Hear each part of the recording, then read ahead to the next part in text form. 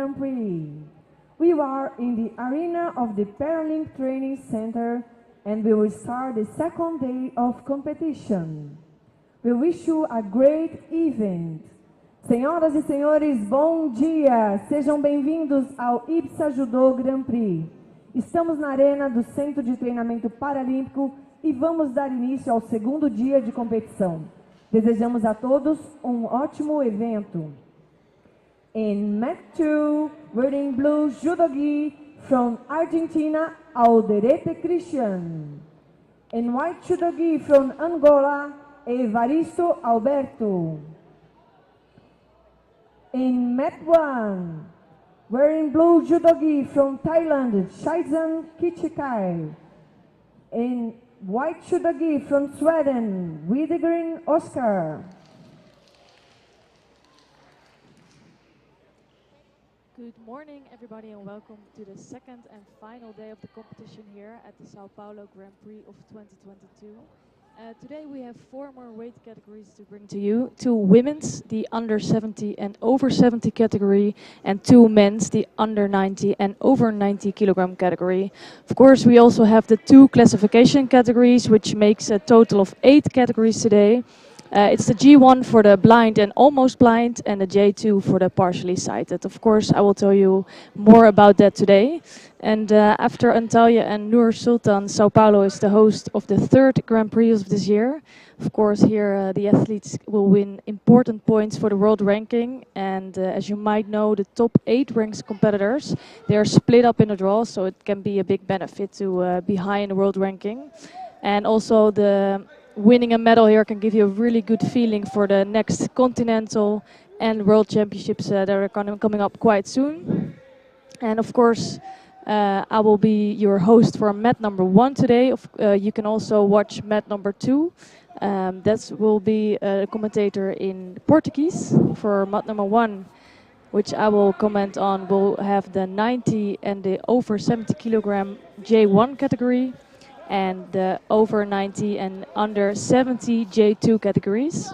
And during the day I will tell you a little bit more about the setup of Paralympic Judo that was changed in 2022. But for now, let's enjoy some action. And on the mat here we are seeing Oscar Widegren of Sweden, and he's facing Kitadai Chaisin of Thailand.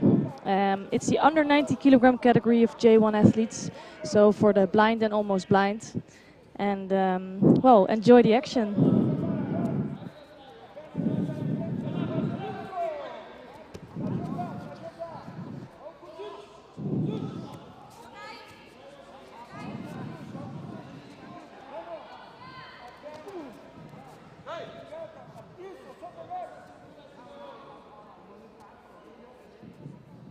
So yesterday we had a really good day with exciting judo.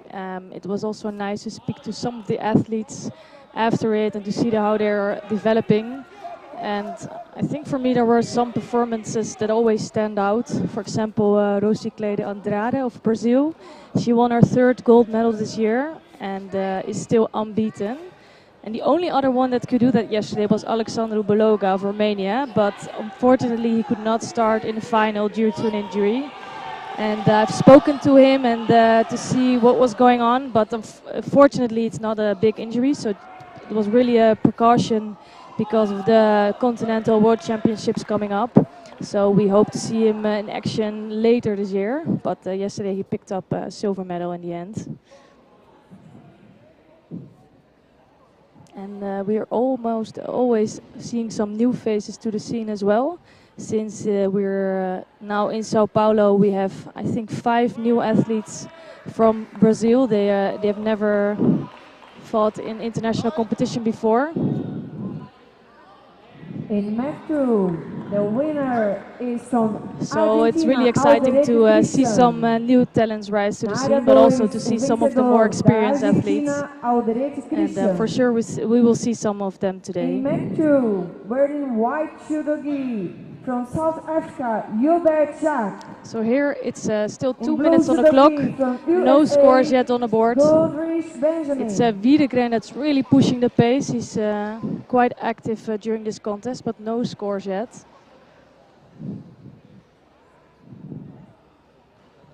And also Thailand, they brought a new team. It's really nice to see them here. And hopefully they have the chance to develop their judo a lot more in the coming years.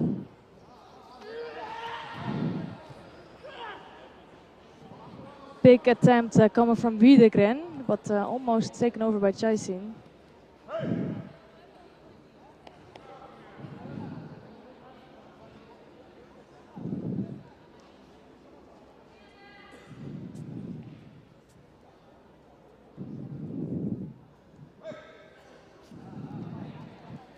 So Wiedegren, straight after the Hajime, is always starting to move his opponent.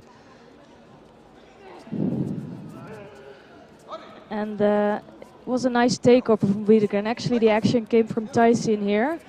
Just not strong enough, and Wiedegren could push him over for first Vasari, and now he's having a hold down. And he needed to keep on that for just a few more seconds, but Chaisin got a hold of the leg of Wiedegren, so the referee stopped that hold down, and no scores again. So if he would have made another score, it would have been 2 Wasaris at the end of this contest. And now Chaisin still has some time to come back from the Vasari behind.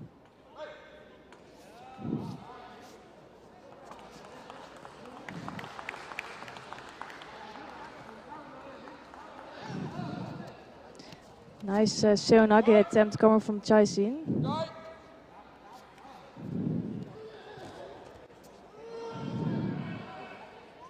Chaisin is now really going for it. He still has 1 minute and 7 seconds to try to get the Wasari on the board or more. And I saw some nice actions there, just not the perfect timing, so no scores for him yet.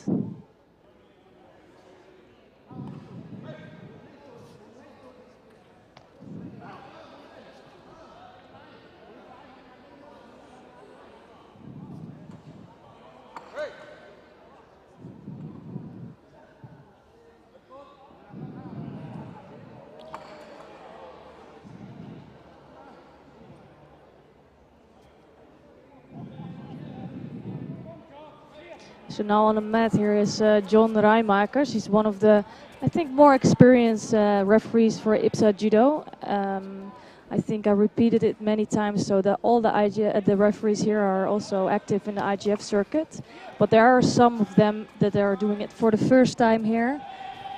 And the rules are actually quite the same, but there are a little bit, there's a more focal guidance, of course.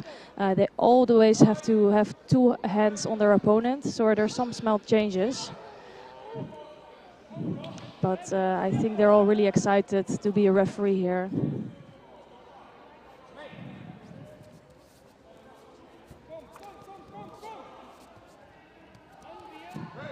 So it's quite a battle here in his first contest on his mat. Wiedegren still has the lead here, but it's a tough battle.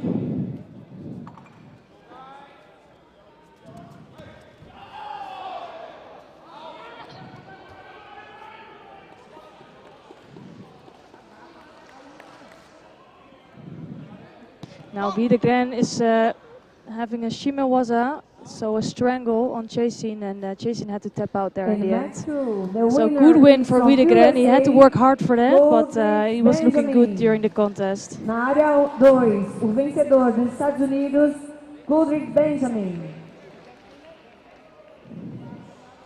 In mat 2, wearing white judo gi from Great Britain, Molo Ivan.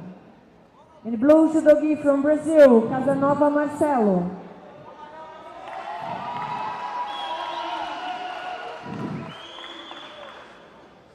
In mat 1, the winner is from Sweden, white judo gi, Wiedegren Oscar. Na área 1, o vencedor, judo gi branco da Suécia, with the green So in this officer. category, the J1, so the blind and almost blind, for the under 90 kilogram, In mat we have 1, 5 athletes here today. wearing white judogi from Brazil, And Cavalcante da Silva Artur. it's quite a mixed Blue field judogi here, from with some more Kazakhstan, experienced athletes, some less experienced Arsenal athletes. Bayuzan. But it will be really good for each of these athletes to pick up a medal here. We have one more contest here before we switch to the over 90 kilogram.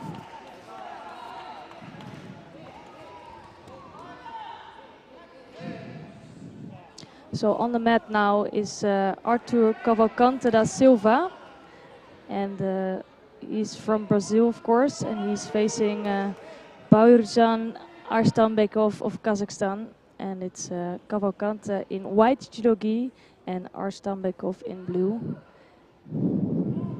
And I'm really expecting a good battle here.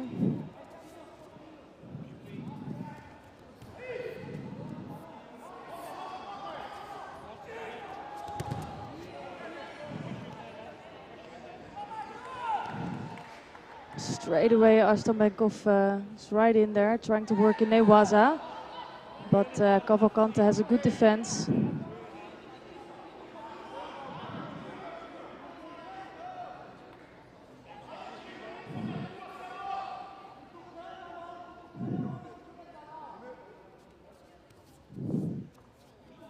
So the Brazilian judo team is quite big in comparison to some other teams. They really have a big focus on VI judo, and they've been doing that for years. Also here in Sao Paulo, the venue is completely for Paralympic sports. So it's a really big place here for where all Paralympic sport teams come together. So the facilities are really great here for the Brazilian team. And I think that shows in the judo they have. So it's the first judo on the board for the Kazakh. And it's because I think he's doing it again. He's going really straight for the sutami, but not really getting his opponent out of balance at all.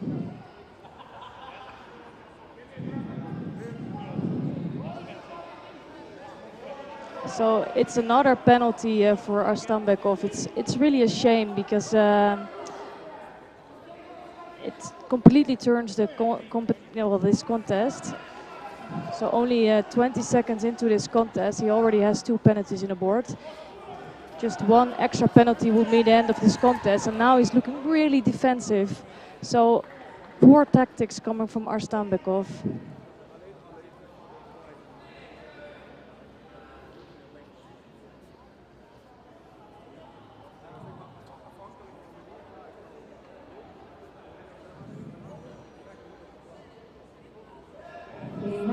And I really think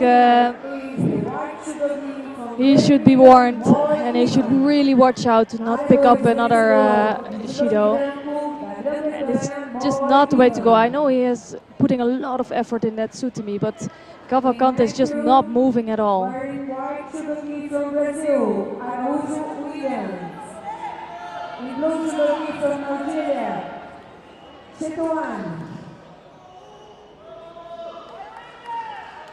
And the referee is gonna give the third judo now to Arstambekov. Was quite not what I expected from this contest. I thought it would be a lot better contest, but pretty easy here for Cavalcante.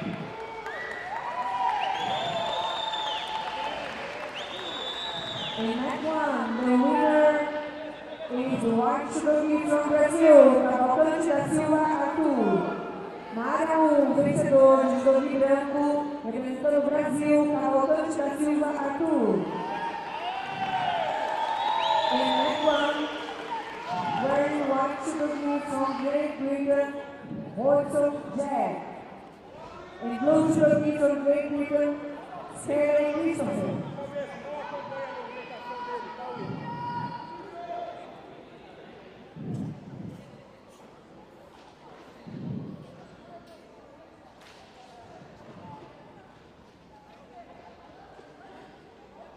So here we have a really interesting contest going on in the over 90 kilogram J2 category with two, let's say, best friends from Great Britain.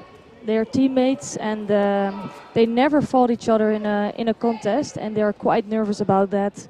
I heard from the coach. It's Jack Hodgson in white judo gi and Christopher Skelly in blue. And as you can see on the gold back patch, it's Christopher Skelly that won the last Paralympic Games, but it was in his old weight category in the under 100 kilogram category. And that doesn't exist anymore at the moment, so he had to move up. But it can be quite frustrating for them to fight in the first fight of this competition.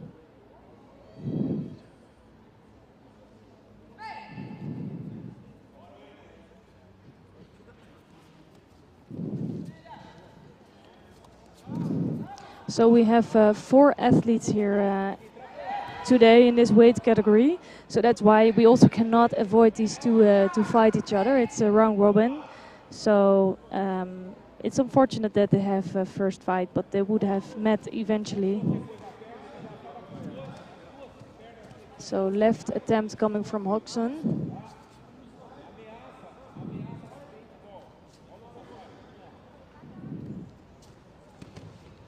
And another attempt. It's, I think, Hodgson who has a small benefit here in weight. He was competing in the over 100 kilogram before. But they know each other really well. So the Great British, the British team, they train together a lot.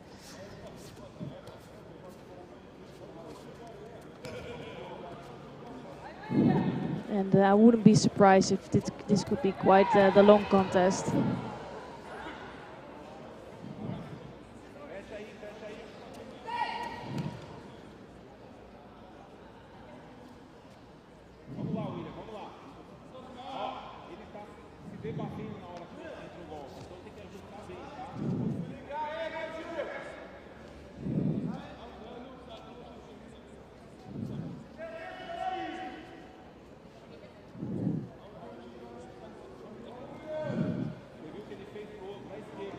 So I think Hodgson is looking for that left entry for Makikomi. But Skelly knows exactly what's coming, so he's quite easy to defend on that. And here's Skelly is trying to do what he does best, going up for Shimewaza and winning his first contest. And it's Skelly that just beat his teammate. He's really good as well in Tachiwazas and Naiwaza, that's why he's so important.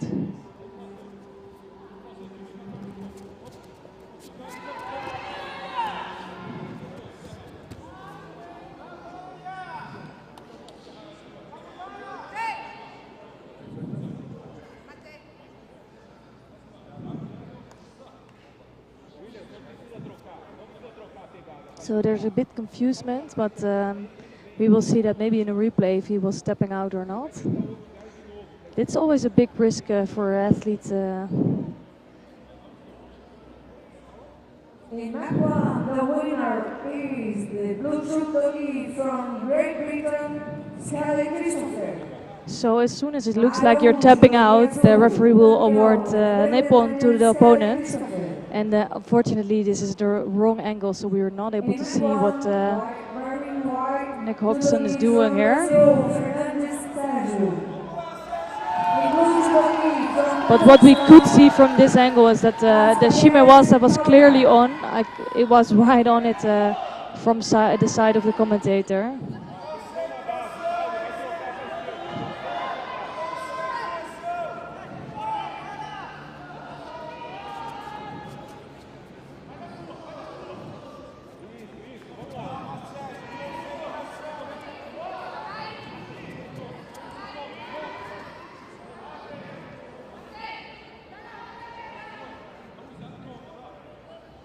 So 2 new athletes on the mat. It's Sergio Fernandez of Brazil, and he's facing Talgat Asgaliev of Kazakhstan. It's Fernandez in white judo gi and Asgaliev in blue.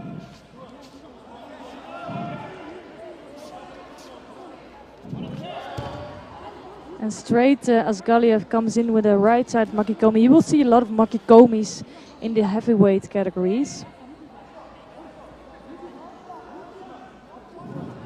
And it has a lot to do with the weight advantage they sometimes have, and the difficulty to get the one hand in the neck, for example, to hold that. And again, Asgaliev is straight in for some action.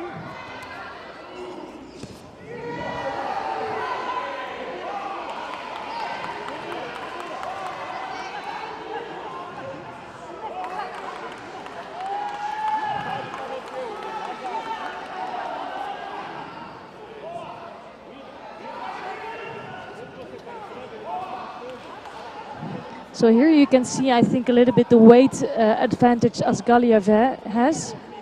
For me, it was a really good attack coming from Fernandez, right timing, but you could see he just didn't have enough strength or leverage over Asgaliev.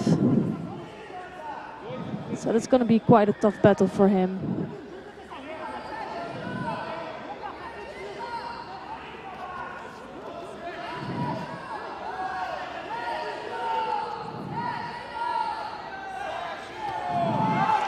And it's another really good movement coming from Asgaliev, but he's just a little bit lighter than, from Fernandez, I mean, and he's a little bit lighter than Asgaliev.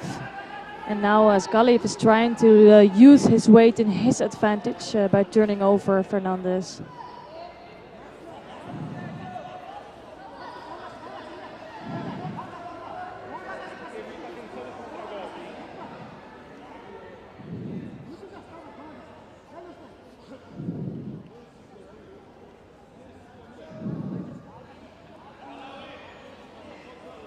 So it's sometimes really hard to move around an opponent that's quite heavy, but most of the times there will also be a bit slower.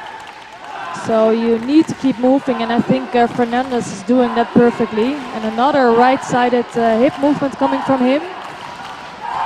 And this time it is Asgaliev that's turning over Fernandez with again a right makikomi, and no saikumi there.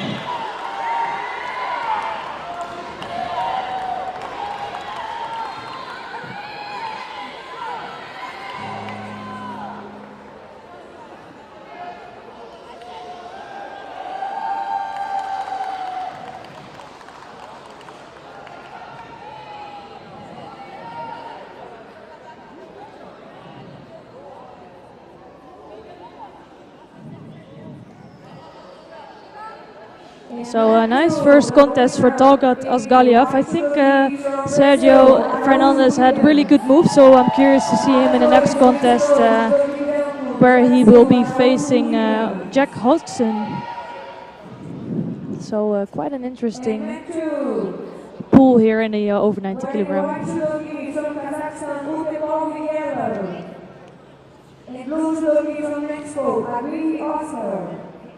The marathon, the winner is the bronze medalist from Kazakhstan, Asgaliev Talgat.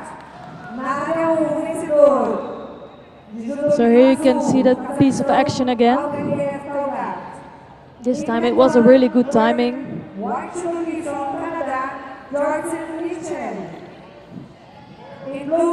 And Fernandez really desperately trying to stay away from falling and turning on his back, but there was no way in stopping that.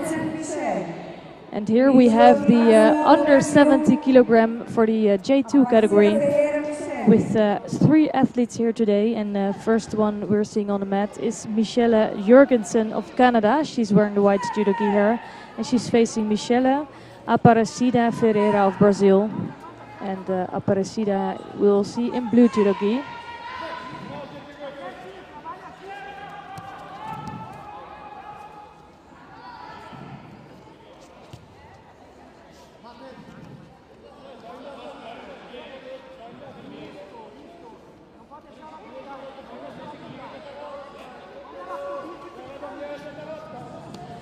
So a lot of moving around, but no real actions yet. And unfortunately, we're not going to see Alana Martins Maldonado here today. She picked up an injury in the last Grand Prix, And I think she's really the top favorite in the whole circuit at the moment. She has such a strong judo, but we're not seeing her in her hometown, and I'm sure she's quite disappointed to miss out here. And she's trying to get fit for the World Championships in Baku later this year. But it does give some chances, for example, for Aparecida of Brazil, which is a teammate of Alana Maldonado.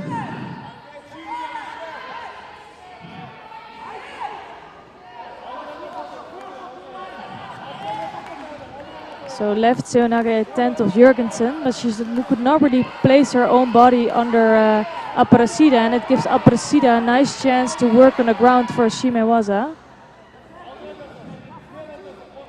So if the lapel is under the chin of the opponent, the referee will let it continue, but as soon as it's on the chin, so when the lapel is not in the right place, the referee will call a mate.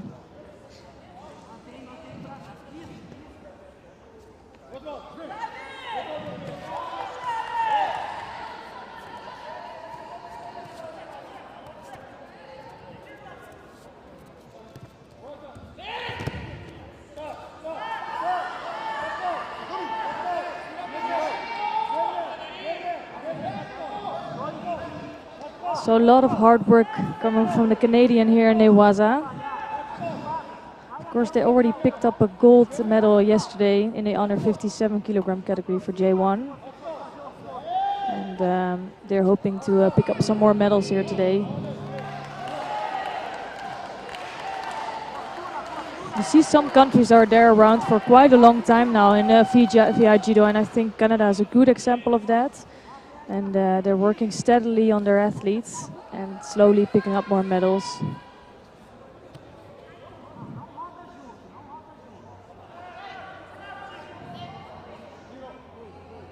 And Matthew, the winner is the white judogi from Kazakhstan, Kutepov Yellow. Maragoi, judogi branco vencedor do Kazakhstan, Kutepov Yellow. So because of all the hard work from Jurgensen, she's the one that's really attacking. It's Aparecida that's now picking up her first judo. First warning for trying to be a bit more active.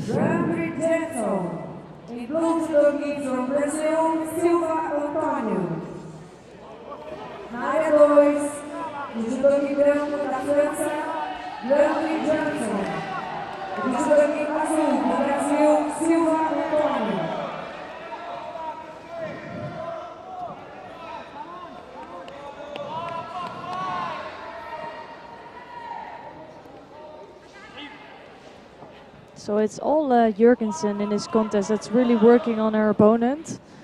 And Aparecida will need to step up her game.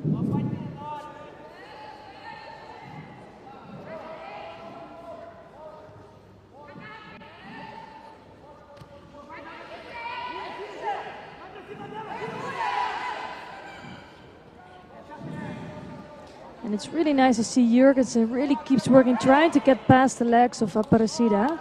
And she's doing quite a good job. And now it's important for her to try to control the top half of Aparecida. But she is doing it quite well. And now it's no Saikami. So she needs to hold on to that for 20 seconds.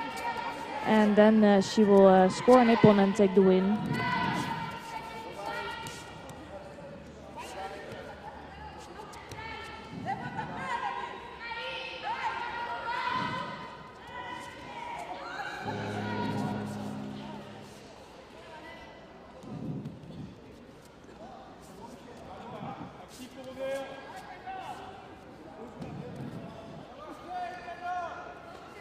So good job for Aparecida, but she didn't really have enough strength yet to beat Jurgensen. And Jurgensen takes a good step in picking up a gold medal today. Of course, we also have the former Paralympic champion in the category here today, Daliva Dais Rodriguez Clark of Cuba. So I'm really interested to see her. She, I haven't seen her for a long time.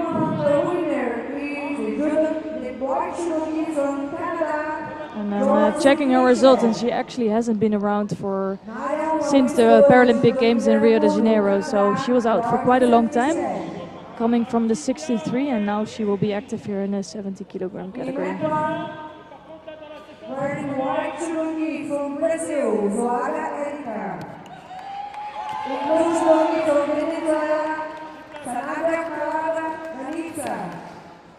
But before we see the Cuban on the mat, we're first going to see some contests in the J1 over 70 kilogram category, which is a best of 3 here today, so there's only 2 athletes.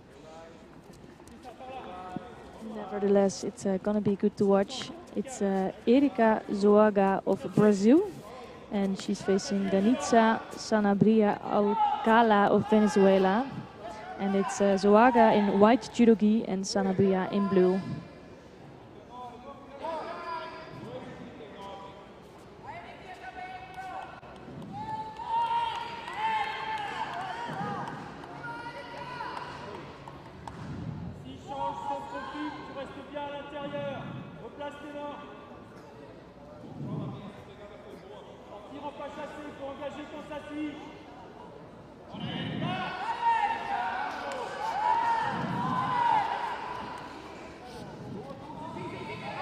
So first Makikomi attempt for Sanabria. She's kept pushing here, but good defense from Zoaga.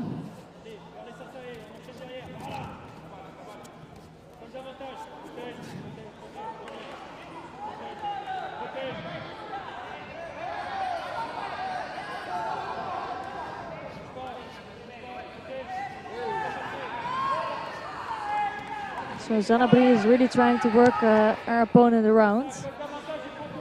She does have a nice Makikomi, just not turning around too much, so no threat to Zoaga. And it's nice to see that the over 70 is having a really high pace here.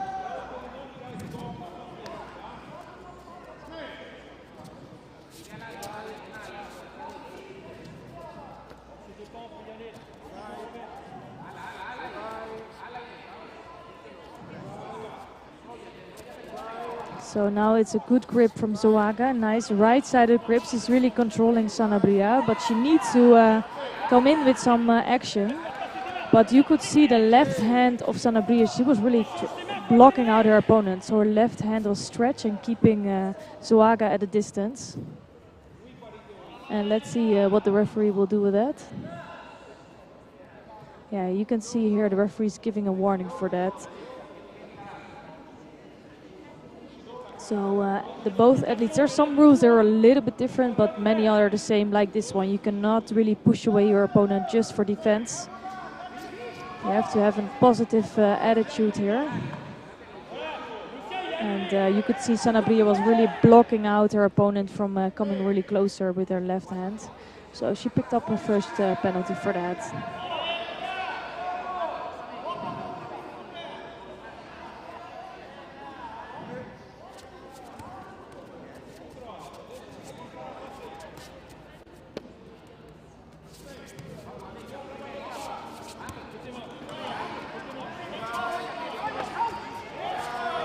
So Sanabria really wants to go to that right side, but I think I really like what I see from Zoaga. She looks just really strong.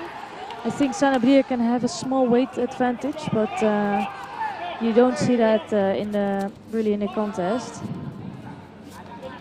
And she's really good in defending on those Makikomis of Sanabria.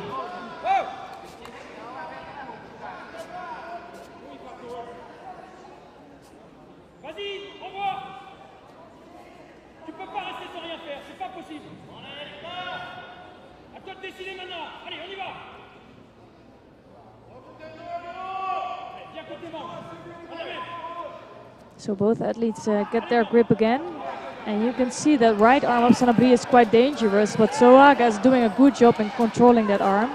The only thing that she needs to do is let it not go over the back, so that's happening now. But she is good in defending, but she needs to attack herself as well. She is trying something in Newaza here, but she will really have to come first in this contest to be not picking up a Shido for passivity.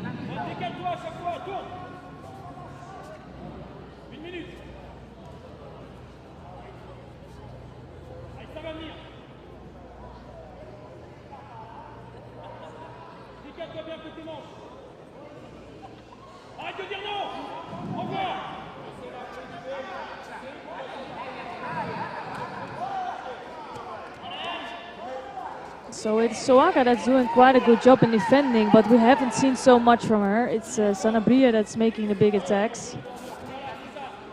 And probably the referee at some point is gonna give a warning for that.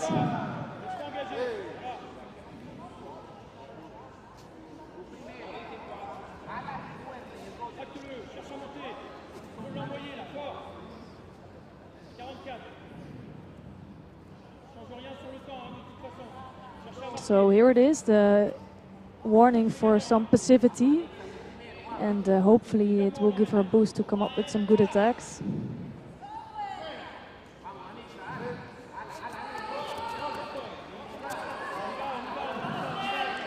And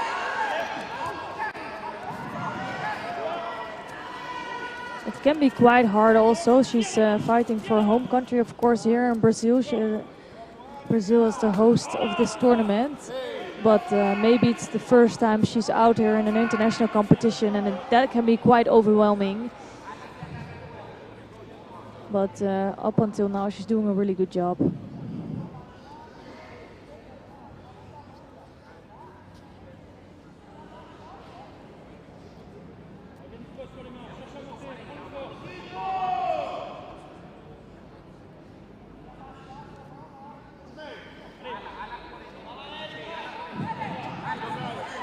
So now she does have a really good right-sided grip, Soaga, and let's hope she's gonna put some effort with that. First right-sided attack, and a really nice combination and turning to the back. So she scored a Wazari score here against Sanabria and is holding her down now, and she needs to keep that for 10 seconds to win this contest.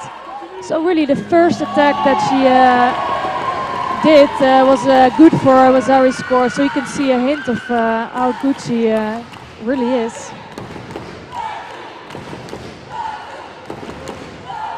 And I wouldn't be surprised that now she had a good feeling in the last few seconds of the contest. She felt like she could really do it.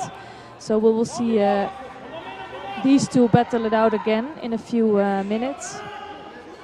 And I wouldn't be surprised to see some more of her there.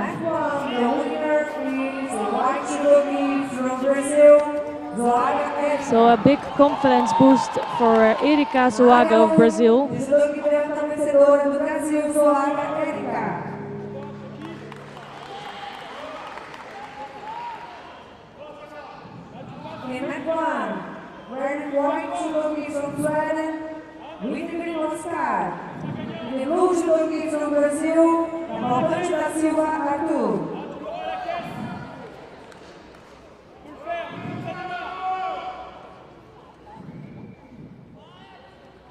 So that was really beautifully done. So she could start with a hip throw, and then when she felt her opponent was trying to take her backwards, she really quickly switched directions and brought her backwards. So a nice job from Zoaga. And we already have the next competitors onto the mat. It's Oscar Wiedegren of Sweden and Arthur Cavalcante da Silva of Brazil, and both just won their first battle. So they do have enough confidence, but I feel like Cavalcante might have the small benefit. He's a really good athlete, and let's see what Wiedegren has to offer against him.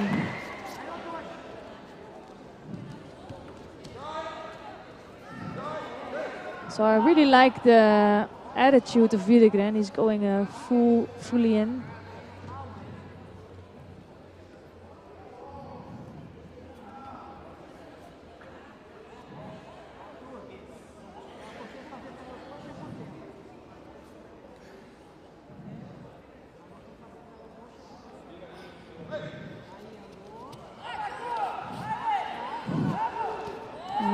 Cavalcante really has a strong left-sided grip.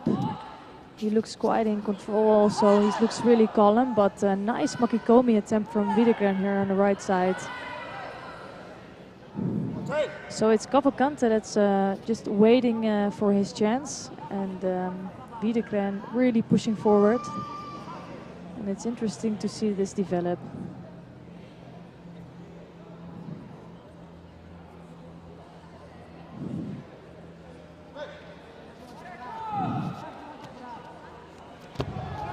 This time it is Cavalcante scoring with a left-sided Uchimata. And as soon as he has a chance, he's so dangerous with his techniques. He looks so cool and collected here. Now trying to work in Newaza.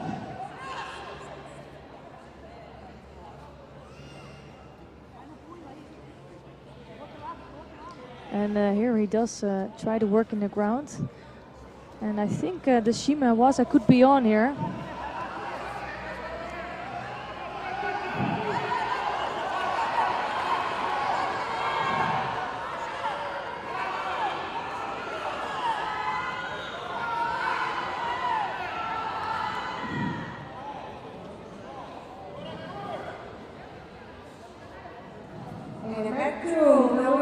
And he's trying desperately to get that strangle on and to make Wiedegren top out, and that happened in the end. It took him a long time. Wiedegren had a good defense, but wasn't strong and wasn't able to resist in the end.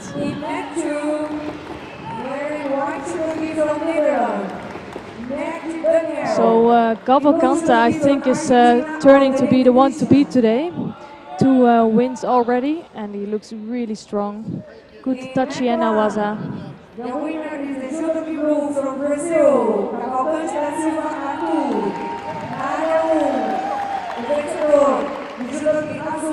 Here you can see really nice left-sided Uchimata.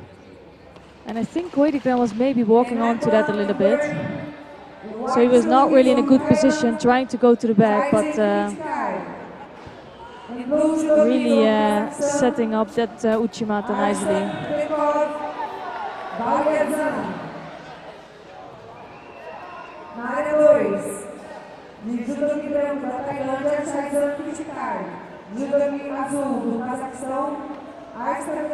So for the next contest we have Kitadai Chaisin of Thailand, and he will be facing Barzan Arstambekov of Kazakhstan, and it's Chaisin in white judo gi here and Arstambekov in blue. And they both had to suffer a loss in the first contest, so they will be desperate for a win here to be still be able to make a chance on winning a medal here.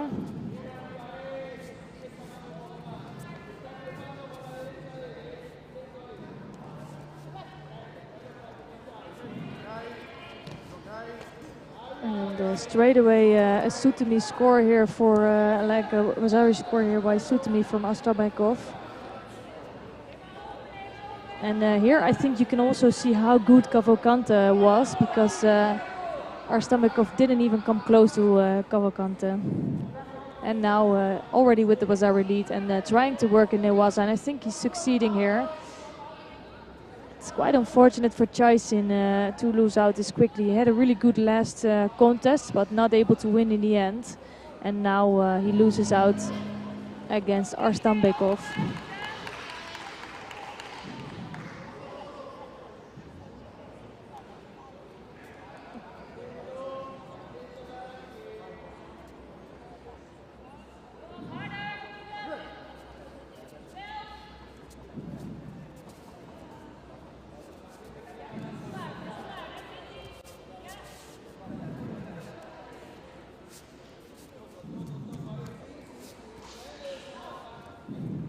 And that one, the winner is the blue judo gi from Kazakhstan, Arstambekov Barzan. Na área 1, o vencedor do judo gi azul do Cazaquistão, Arstambekov Barzan. So here you can see really nice left-sided Sutami. And that one, wearing white judo gi from Great Britain, Hudson Ted. And the blue judo gi from Brazil, Sérgio. Na área 1, o judo gi branco da Grã-Bretanha, Hudson Ted. O judo gi azul do Brasil, So really a good hold on. He didn't completely control the top half. That's why Chaisin had still some room to move and maybe to get out of the Hosaikami, but no success in the end. And here we have this first contest in this round of the over 90 kilogram for the J2 athletes, and it's featuring Jack Hodson of Great Britain against Sergio Fernandez and of Brazil. Hodgson in white judogi and Fernandez in blue. And Hodgson, of course, had a frustrating first loss, but now a quick Makikomi score, and it is enough for the win. He's quite frustrated, I think, with his last loss. It's really hard to fight your teammate and friend and then lose out, so not a good start for him today, but he looks really focused now.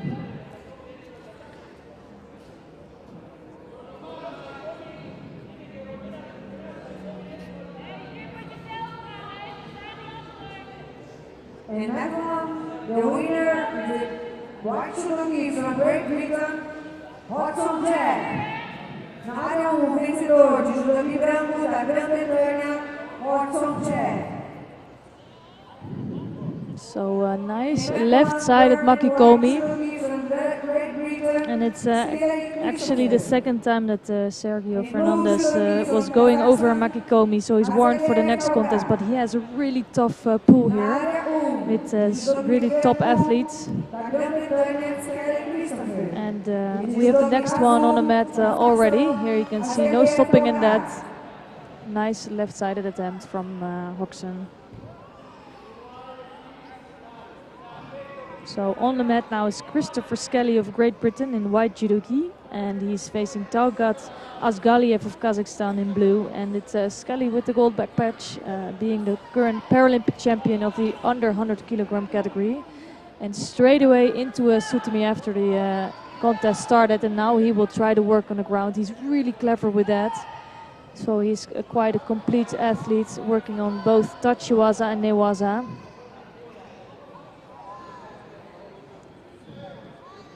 And he will keep working in a waza and many times succeeding. Now trying to work on the arm. Won't be easy to turn around Asgaliev, who's quite strong, but he is doing a good job working on the arm here. And the referee will let it continue because there's a lot of progress. So it sometimes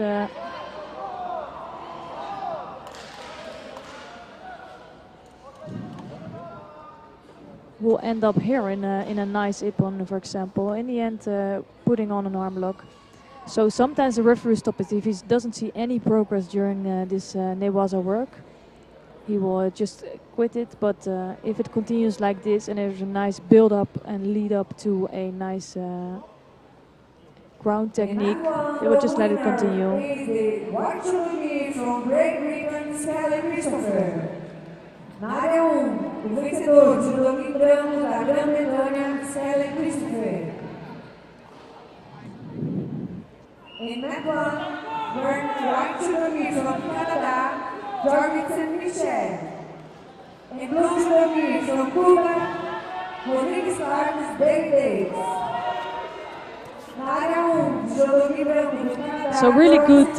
He's so strong with his newaza work. I think we could easily say he's the best athlete in newaza in the tour today.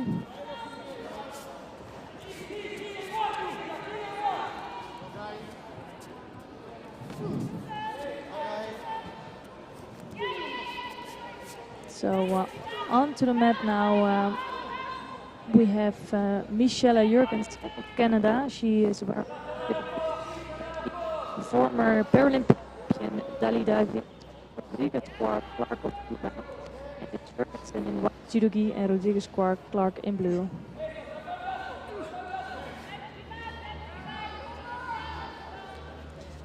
So I'm really excited to see Rodriguez. I haven't seen her fighting since 2016, so long time since she was active internationally at least.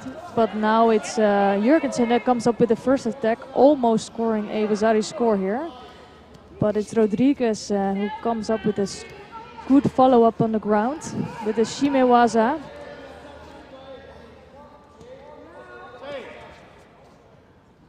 And that was looking quite strong there, but good defense of Jurgensen.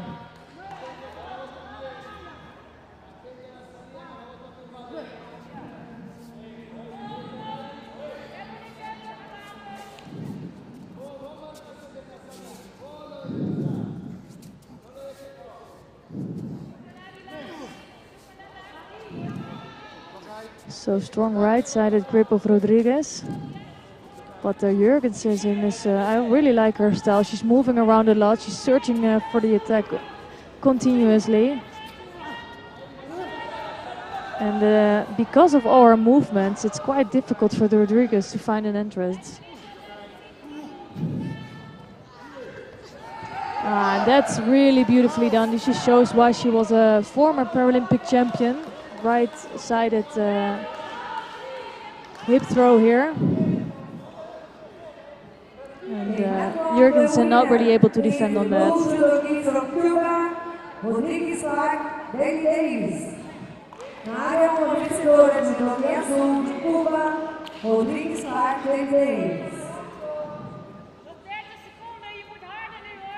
And next one, wearing white jersey from Brazil, Zoara Erika.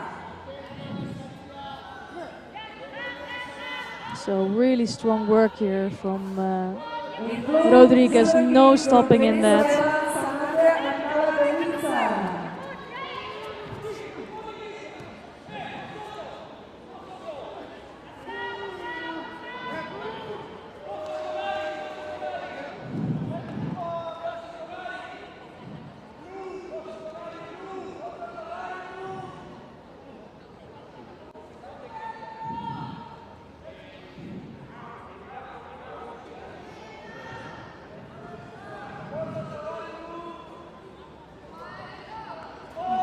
So here for this next contest, we're going to switch to the over 70 kilogram category of the J1 athletes.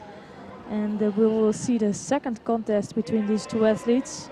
It's Erika Zoaga of Brazil in white judogi and Danitza Sanabria Alcaba of Venezuela in blue.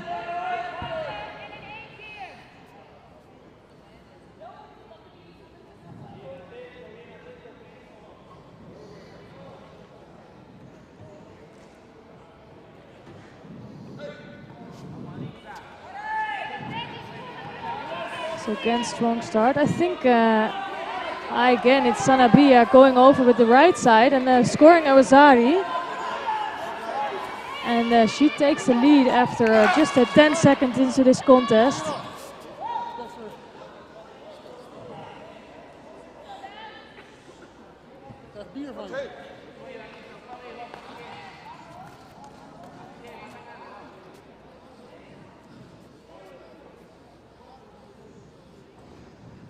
So it's all up to Zoaga now to try to come back from that. And it would be interesting if in case Sanabria would take the win here, they would need another contest to decide who will be the winner today.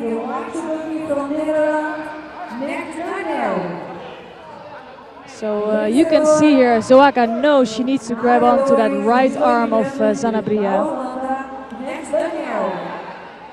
And as soon as she gives a little space to that right side, it's Sanabria that will come in with the right side of Makikomi.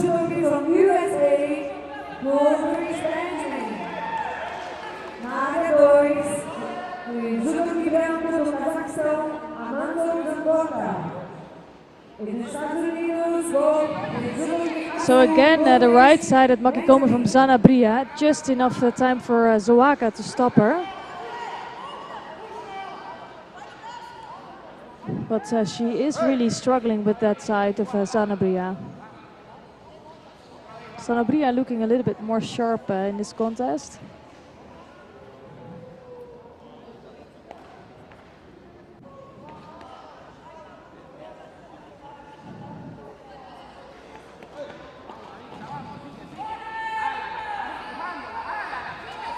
Nice right-sided also Togari of Sanabria. And this time Zoaga does have a better grip, but it's again Sanabria who comes in with a right-sided technique.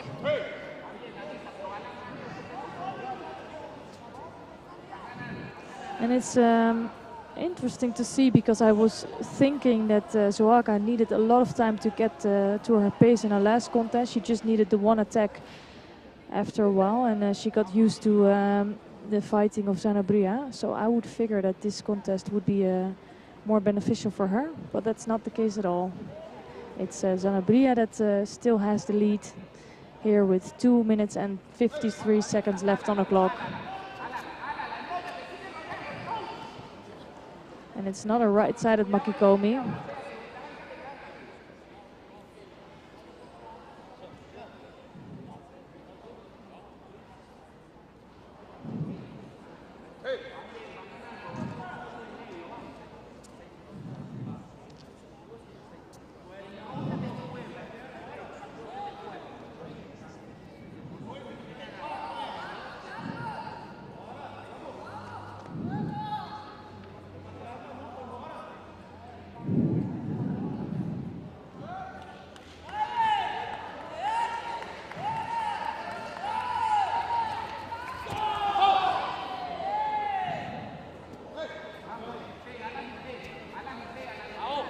So both athletes started again. It's again Zanabria trying to go to that right side.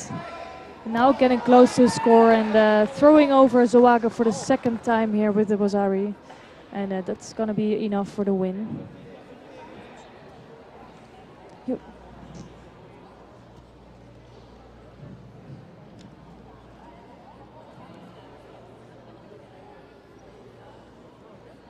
So what that means is that they both now won one of the fights, and they will really have to decide who will be the winner of the gold today in a third fight.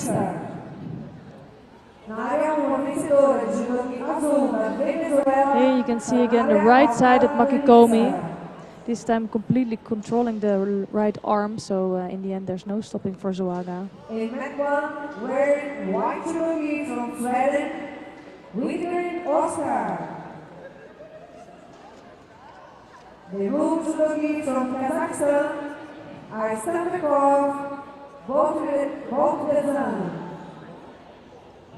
Narion, judogi branco da Suécia, winner Oscar. E judogi azul do Cazaquistão. So here we have the next two athletes in the 190 kilogram category for J1 athletes. And it's Oscar Wiedegren in white judogi and Bauirzan Astabankov of Kazakhstan in blue. So both of them won one fight and they both lost one, actually against the same opponent. So it might as well be that they are fighting for a silver medal here. Wearing white judogi from France, Lastovanaia Elios. And blue judogi from Great Britain, Molly. And again, Arstabankov goes straight away in for the Sutami and scoring a Wazari score and working on the ground. It looks like a copy of his last contest. So straight away after the Hajime, you will see him taking his opponent with him and try to go for that Sutami Waza.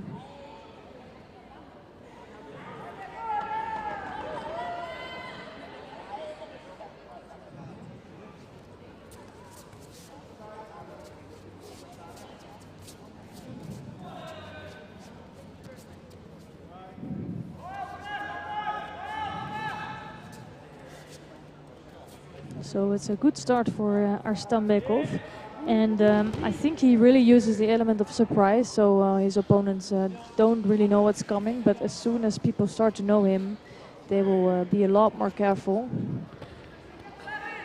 And that's actually the second Wazari, so really strong judo for Arstambekov. It's unfortunate for Wiedegren, after winning his first contest, now losing his second two, but still showing some really good judo today.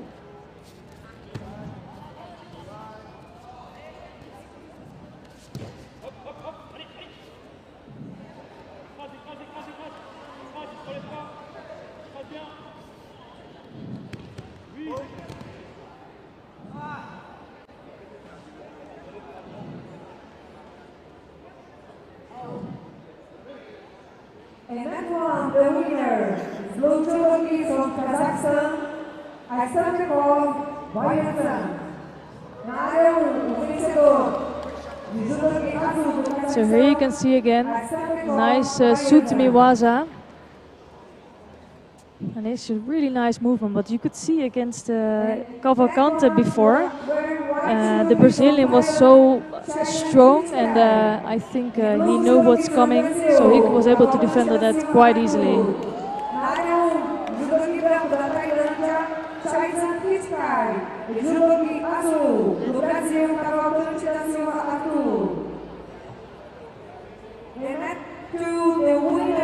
So here we have the last contest here in the under 90 kilogram for J1 athletes. And we're gonna see Kitadai Chaisin of Thailand, and he is facing Arthur Cavalcante da Silva, the top favorite of today. And it's Chaisin in white judogi and Cavalcante in blue. Do Brasil, Emerick Neg.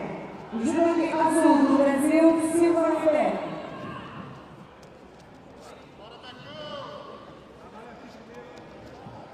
So nice footwork from Cavalcante, and he's gonna try to continue that with a hold down. So Vasari score on the board. And he's not taking any risks in this contest, just needs to hold on for a bit longer to win his contest. And it's unfortunate for Chaisin, but Cavalcante is gonna take the win here.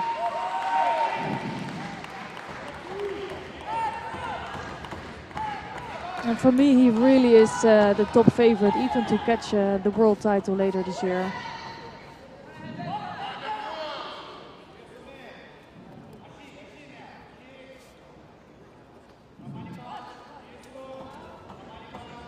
And Macron, the winner, is the blue judogi from Brazil, Cavalcante da Silva Arthur. So we're gonna see that footwork again. Nice walking around Chaisin. And just really clever with his footwork actually. And it really can be a way to not take too much risk in a contest. But you could see he was really walking around Chaisin, putting him in the right position for this.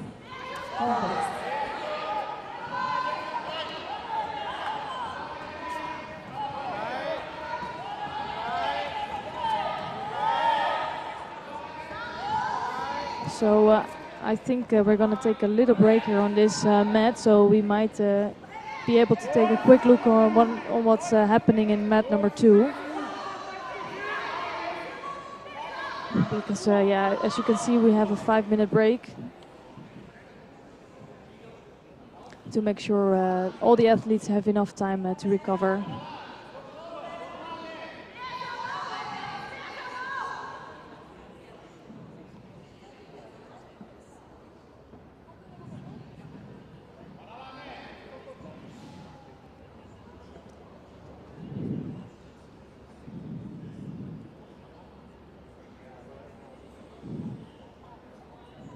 So here you have the overview of this venue, and it's nice that you'll be able to see a little bit what's going on mat number 2. And I will take a quick break, but we will be back in a couple of minutes for the next fights on this mat.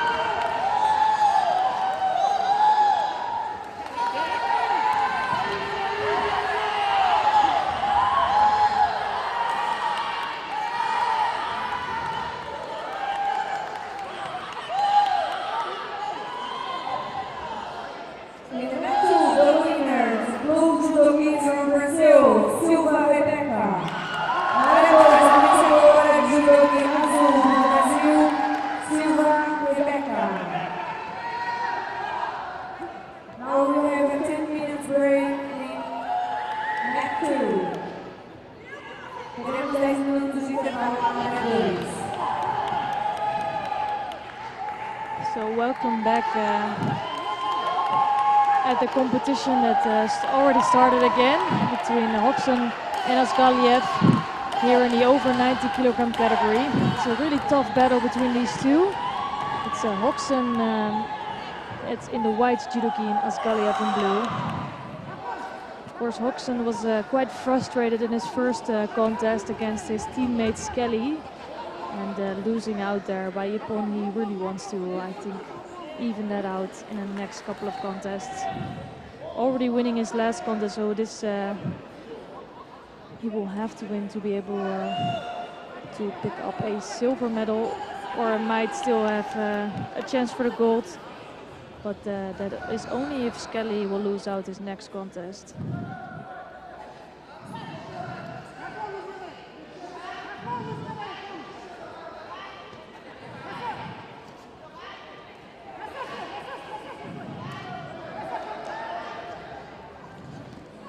Nice right-sided Seonage coming from Hoksen. And he really is showing good judo. He has such strong judo, but I think he's struggling with the size of Asgaliev. He's a big man here on the mat today.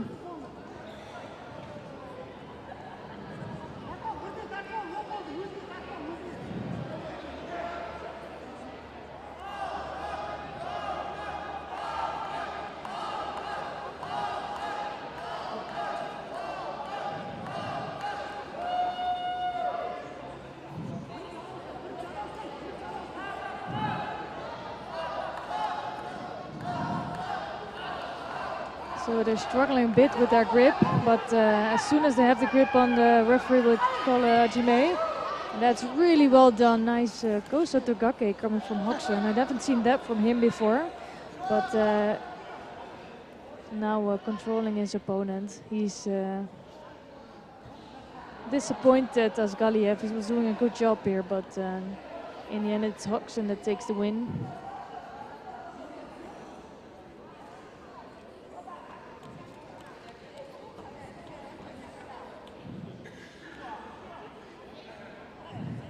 And that one, the winner is the white judogi from Great Britain, Watson Jack. So here you can see a really nice movement because he's all the time going to that left side. So it was quite unexpected to him to take it into this direction, and that's really surprising his opponent here. Nice left side at Koso Togake. Good footwork from Hoxton. De judogi branco da Grã-Bretanha, Skyler Christopher. Judogi azul do Brasil, Fernandes Sérgio. So we have the last contest here in the over 90 kilogram for J2 athletes, which will decide who will be the winner and who will pick up the other medals. So here it's current Paralympic champion of the under 100 kilogram category, Christopher Skelly, and he's facing Sergio Fernandez, and it's Skelly in white judogi and Fernandez in blue. That was really beautifully done. Nice right-sided Ouchigari, and quickly transitioned here to Osaikomi, and I think Christopher Skelly is just a little bit too good for Fernandez still. So Fernandez took some nice experience here against really top athletes, but he didn't have what it takes to win a medal here today. And Skelly just won another gold medal in the Grand Prix circuit.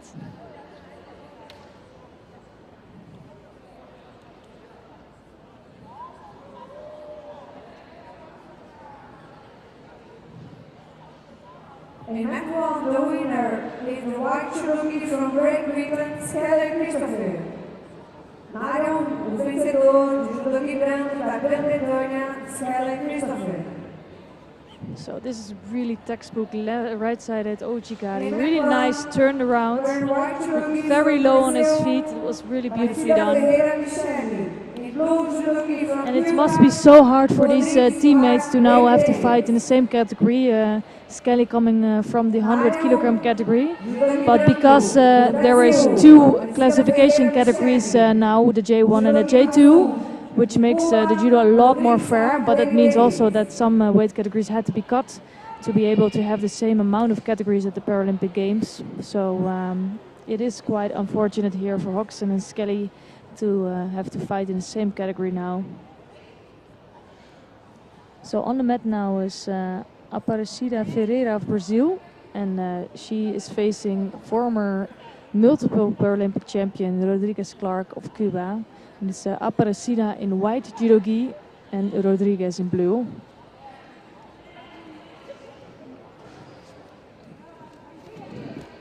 Right-sided attempt from Rodriguez straight away. She looks so strong with that right side, and Ferreira is trying to defend on that a little bit, but she doesn't have so much to offer at the moment.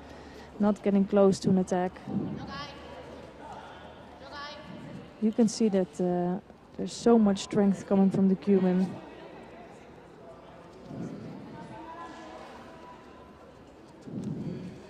And left-sided Seonage.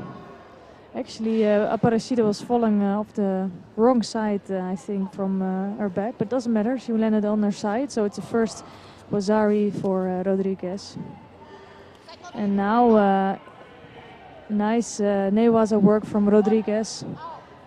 First starting with the Shimewaza, with a strangle, but Aparecida then trying to turn out, but turning herself into a Saikani. And the first time she's back on the mat after, I think, 6 years of being out of Paralympic Judo. She clearly is still one of the best. And the winner is the blue judogi from Cuba, Rodriguez Clark Davis. Na área 1, vencedora de judogi azul do Cuba, Rodriguez Clark Davis.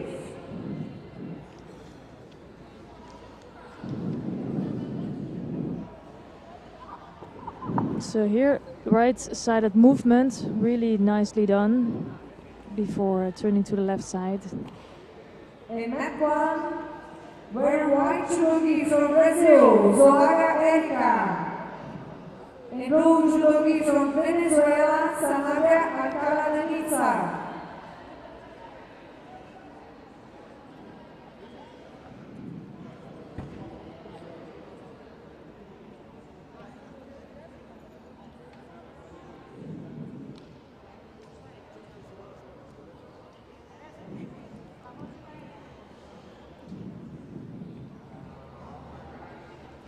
So it's another fight coming up here, and it's going to be a really good one because either of these judoka just beat each other before in the last two contests. So it's a 1-1, and this contest will decide who is the winner. So it's the final here in the over 70 kilogram category.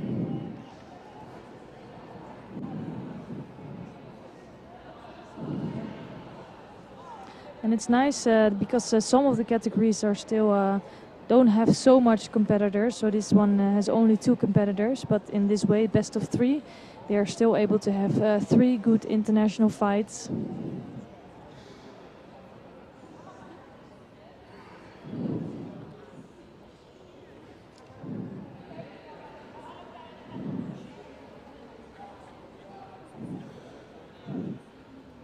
So on the mat now is Erika Zoaga of Brazil, and she's facing Danitza Sanabria Alcala of Venezuela. It's Zoaga in white judogi and Sanabria in blue.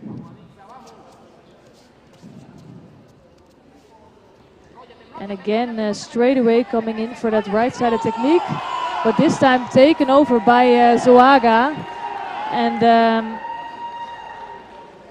that's really nicely done from her, and she didn't have a defense in the last contest, but now after having a good talk to her coach, she probably figured out something and tried it, and it was enough for the win here. Really nicely done by Erika Zoaga. In mat 1, the winner is white judogi from Brazil, Zoaga Erika. Na área 1, de judogi branco, a vencedora do Brasil, Zoaga Erika.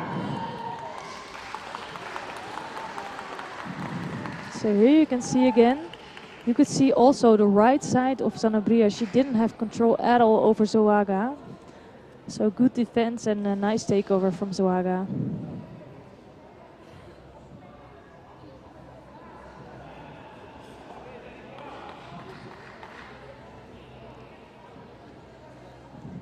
In mat 2, wearing white judogi from Brazil, Emily Meg. In blue judogi from França, Leslie Priscilla.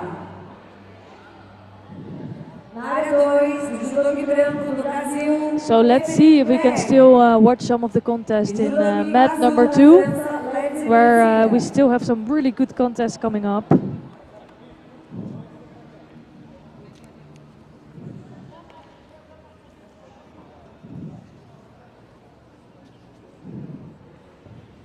And first we're going to watch the contest between Rebecca Silva of Brazil in white judogi and Priscilla Lege of France in blue.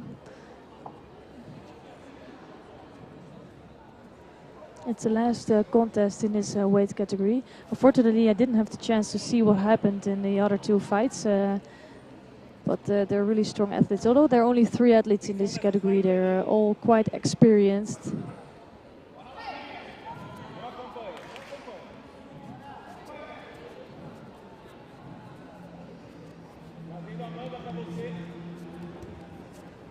Left Seonage attempt from Lege.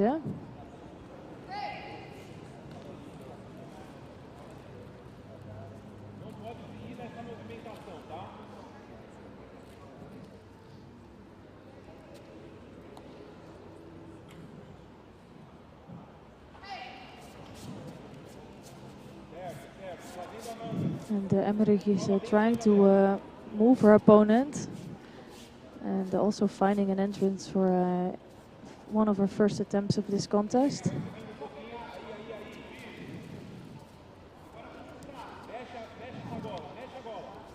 I think with that left against right stand, they're blocking each other out a little bit. So first hint of an attack from Emmerich here.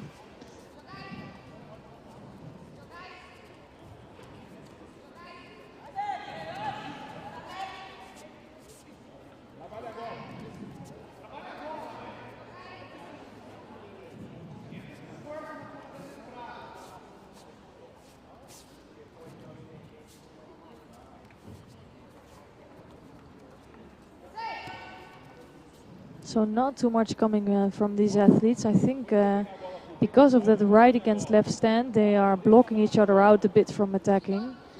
And it's now Emmerich that's picking up her first judo. Being just a bit more active here.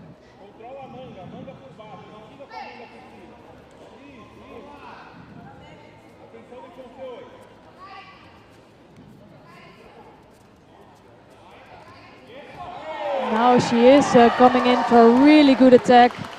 Nicely done by Emmerich.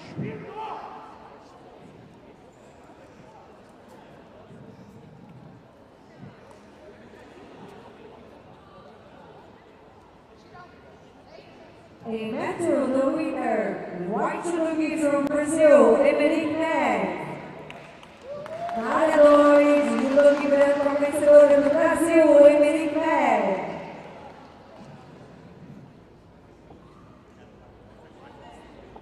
A Matthew, wearing white judogi from Brazil, Duarte Caroline. A blue judogi from Brazil, Souza de Freitas Brenda. Marador de judogi branco, Duarte Carolina. E judogi azul, do Brasil, Souza de Freitas Brenda.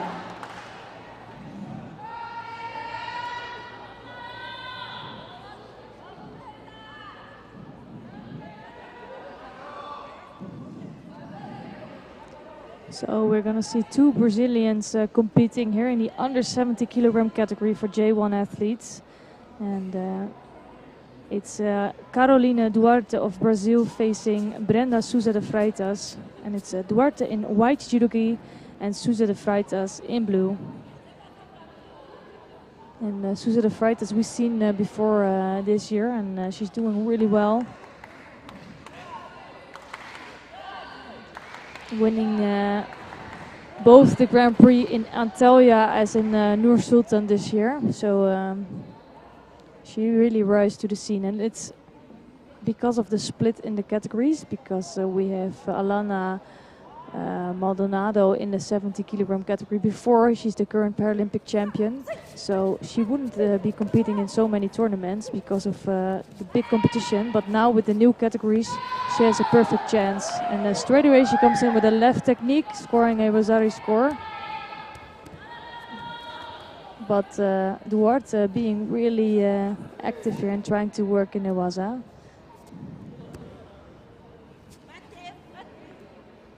And for sure these athletes are training with each other because there's a big complex here, a big training facility. And once a month the whole Brazilian team comes together to train here.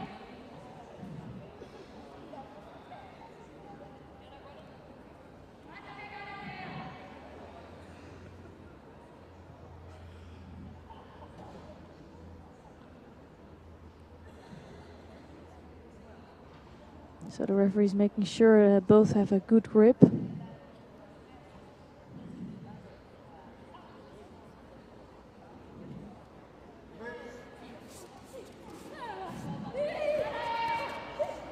Duarte really moving around her opponent. And this time nice left-sided seonage or sode. Just not able to score. Good defense from Souza de Freitas.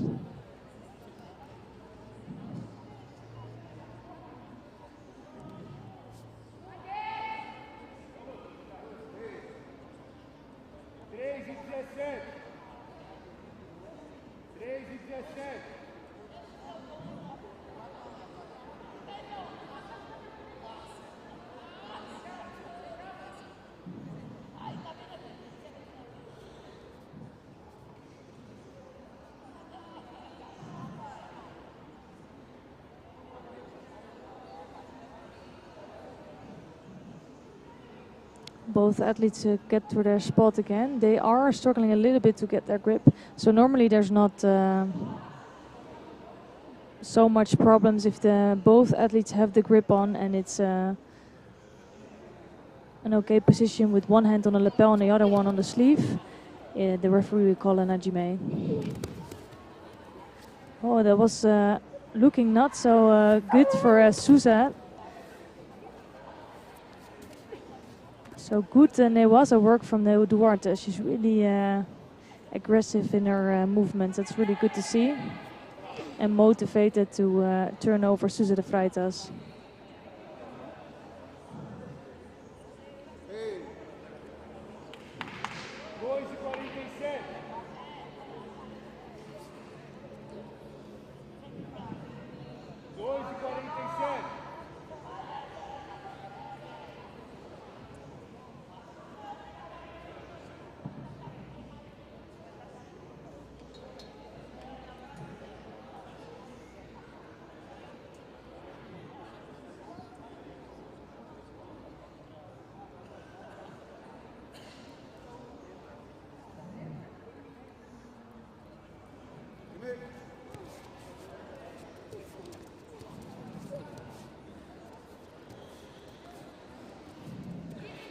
So it's Souza de Freitas. It has a really strong left-sided grip. Really nice change of direction from her.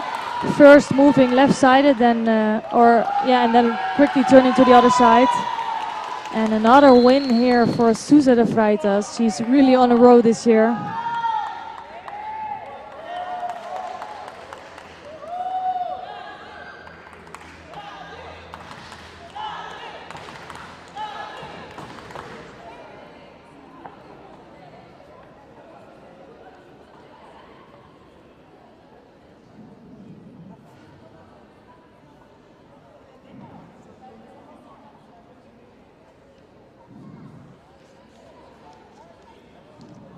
So a good win for Souza de Freitas. Here you can see really beautiful change of direction. So as soon as she felt the reaction of her countrymate, she immediately switched direction. It was really good to see. So here left-sided and then taking back Duarte.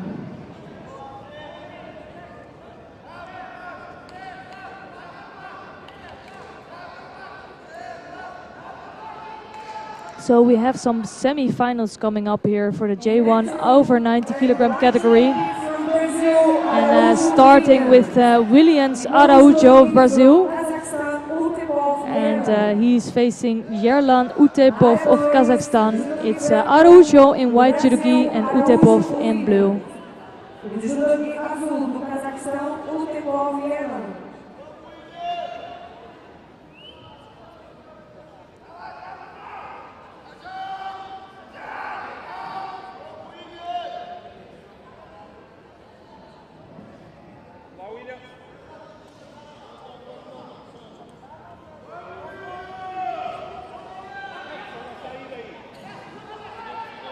So of course Araújo is the home favorite. He's a really experienced athlete. He's been around for a long time in the tour now.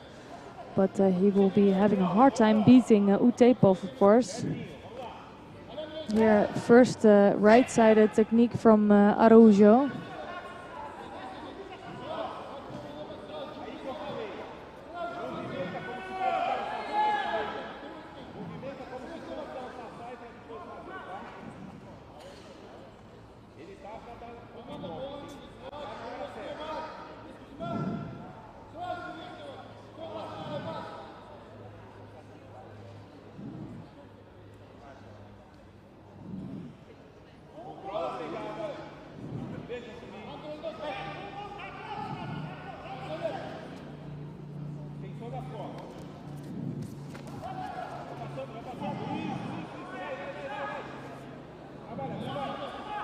So first a Sutimi attempt from Utepov, but it gives Araújo some good time to work in Newaza.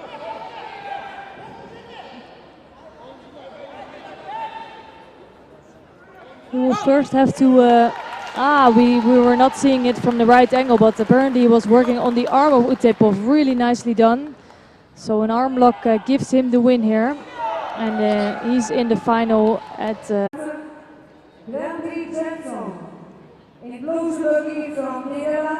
so already the winning the Grand Prix of Antalya and Noor Sultan. But let's see who will be his opponent in this next semi-final.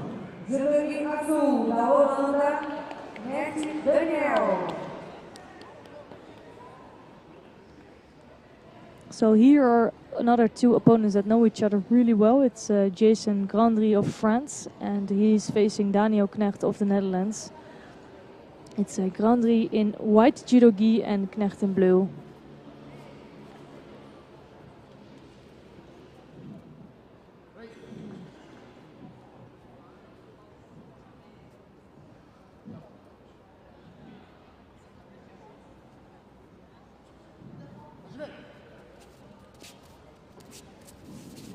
So Knecht right away starting to move around his opponent.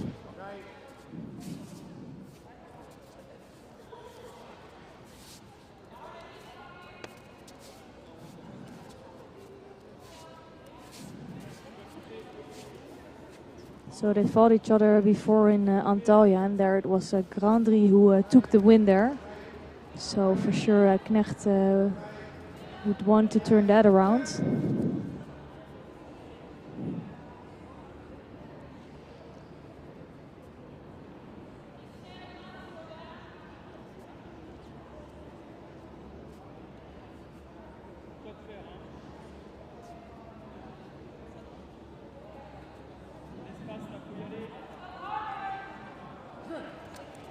Grandry already having 2 silver medals, so it could be the same final as in the last 2 Grand Prix, but let's see what Knecht has to say about that.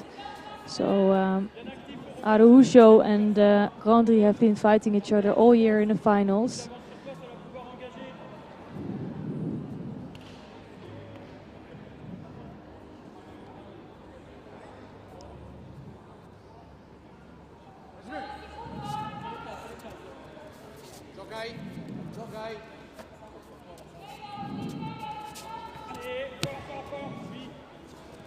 So first nice Makikomi attempt from Grandry.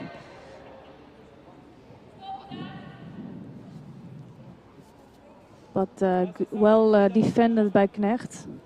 And Dutch team have been taking the VI Judo really seriously. And it's nice to see them having a team, well, since a few years now, but this year having scoring also some medals.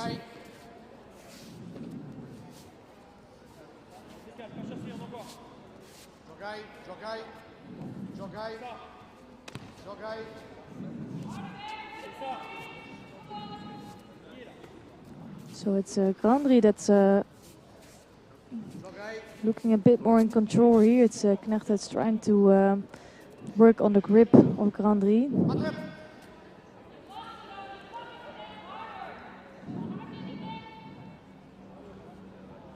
So I wouldn't be surprised if the referee would give a little warning to these athletes to be a bit more active. So it's a Shido awarded for both of them. So both haven't been making any attacks in the last minute or so. That's why they give a warning, just to make them a little bit more active.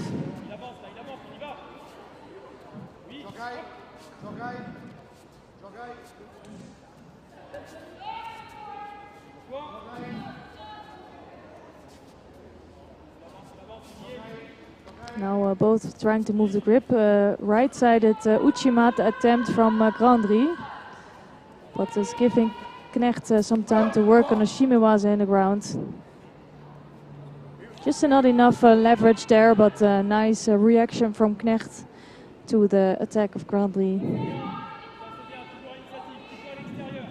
And it sometimes feels like these athletes are not doing so much, but you will forget about the power and strength it costs to come up with a good kumikata. And it takes a lot of strength out of these athletes. So sometimes it's not all visible what effort they're putting into it. But it's Knecht that really needs to start making an attack now, otherwise for sure he will pick up a second penalty for passivity.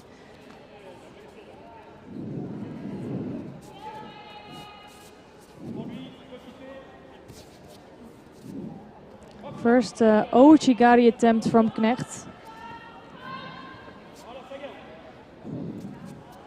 And it's Grandri now working on the ground, almost turning over Knecht. And let's see if he can hold on to that. Looks quite strong, but a nice escape from Knecht. But it was looking really dangerous from him. And now again he gives Grandri some time to work in Newaza.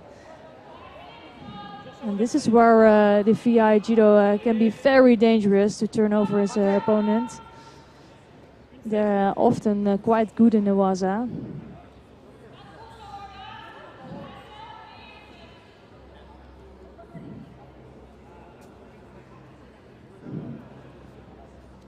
So it's an interesting contest here. You can tell that both athletes know each other's strength.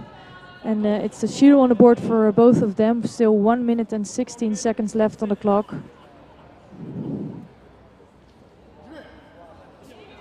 And the next minute or so will decide who will be in the final here today of the Grand Prix in Sao Paulo.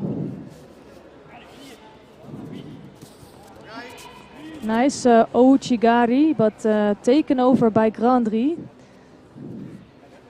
Not enough for a score, but it gives again good time for Grandri to work in Newaza. And now working on the arm of Knecht. So it was a really good effort coming from Knecht now. He's starting to look a bit more into this fight.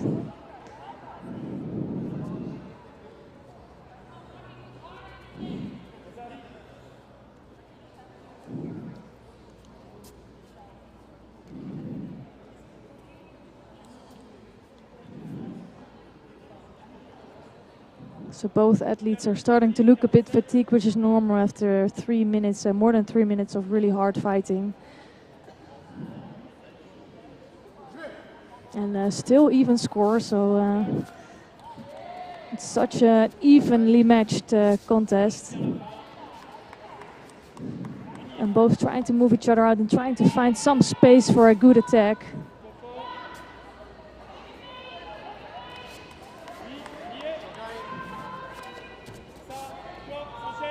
Now it's a little hint of an attack from Grandri, working on the feet. And both, they're quite good with that. And I feel like Knecht wants to attack with the Ouchigari, but he also knows the reaction of Grandri is so strong. So he needs to be really careful. And this time a nice left-sided Tsutumi coming from Grandri with only a few seconds on the clock. He's scoring a Rosari score, and that will be enough for the win for him. Unfortunately for Knecht, he doesn't figure out yet a way to beat Grandri, but good effort from both of these athletes. And we're going to see a repetition of the finals in Nur Sultan and Antalya. So it's the same final between Williams Araujo and Jason Grandri.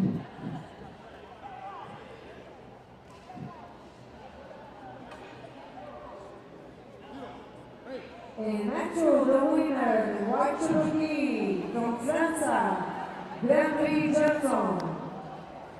Na área 2, o vencedor, Cherokee branco da França, Grand-PRIX Johnson.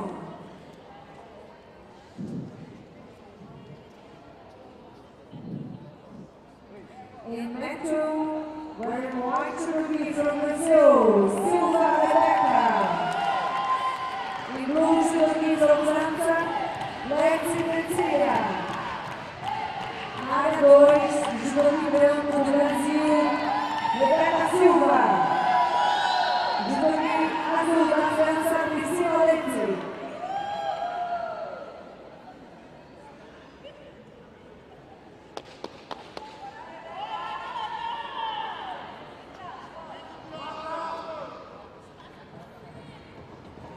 So we're going to watch the next contest of the over 70 kilogram category for J2 athletes. And here we have Rebeca Silva of Brazil facing Priscilla Leze of France. Of course, Silva and Emmerich before already had to battle out the teammate contest, but Now it will be Silva who will need to beat Leze to make sure to pick up a gold or silver medal. But of course Leze will have something to say about that.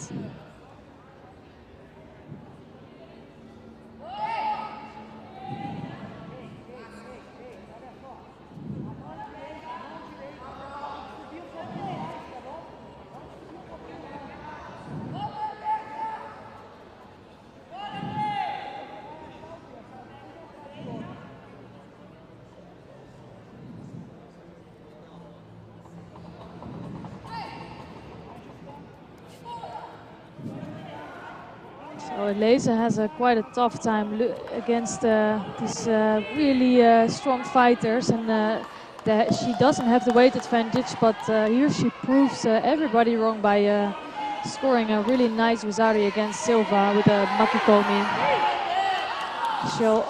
Though she has a disadvantage with her weight, maybe she's a little bit lighter and smaller than Silva, she does have a Wazari lead now in this contest.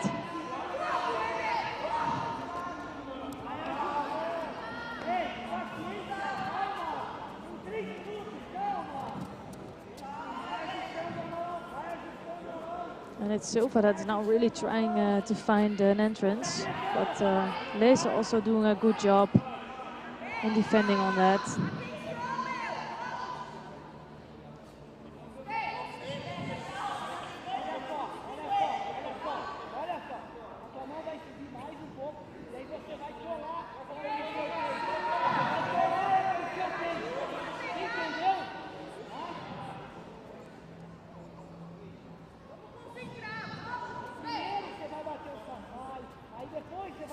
So both started again. And this time it's Silva with a really nice right-sided Ouchigari, really pushing forward and driving Leze forward, and in the end throwing on her on her side.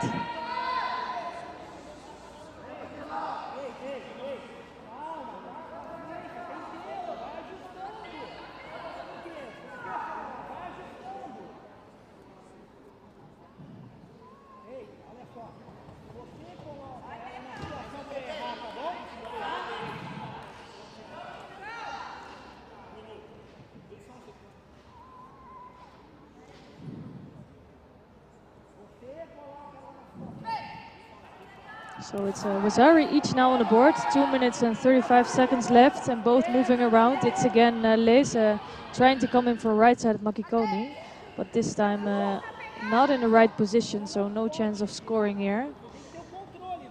But this will be the way to go for her.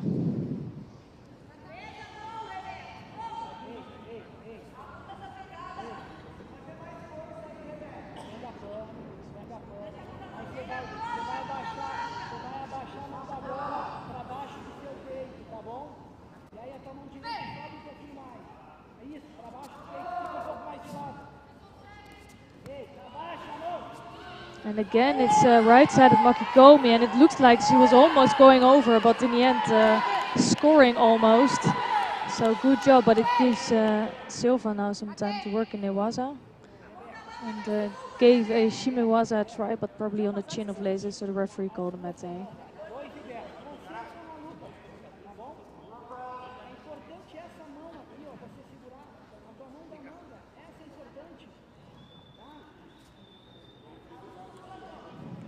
So both athletes are coming up with dangerous techniques.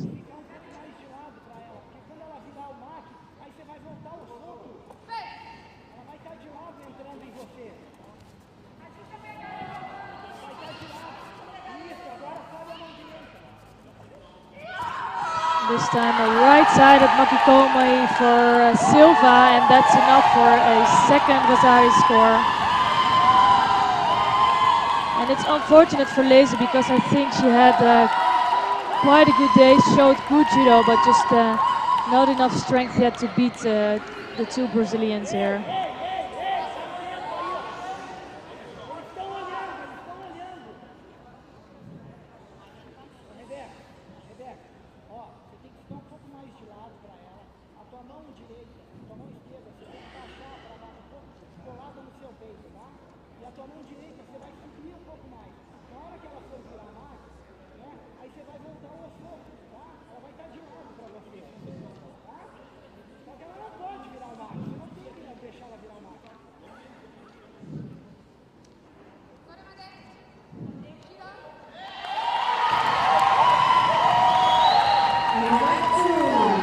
So there's so much support for the Brazilian team here, and that's the benefit of fighting at home. It's really nice to see that support.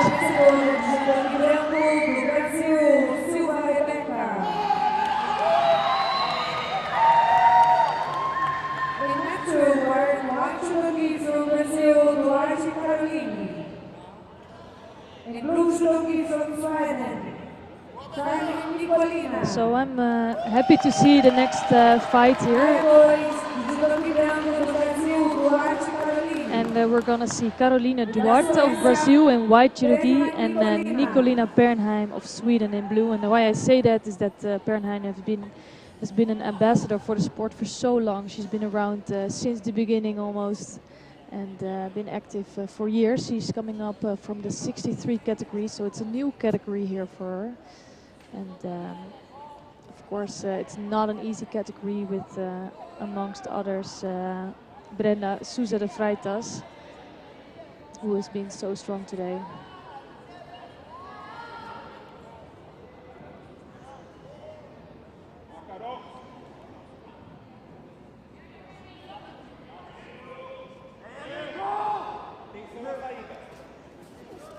So strong start from Duarte. She's so active, but nice footwork coming from Pernheim.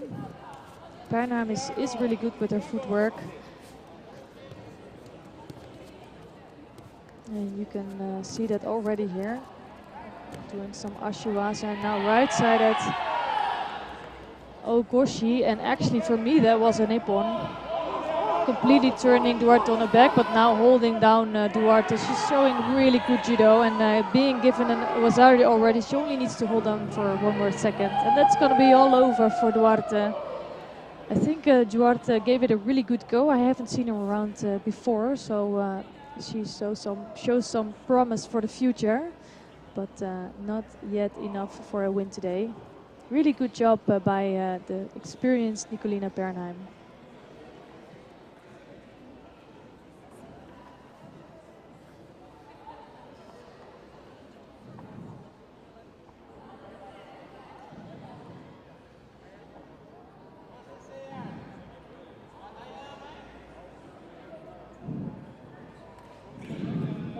Here you can see again, Uchigari, and for me it was Duarte flat on her back. So for me that would have been enough for a nippon already.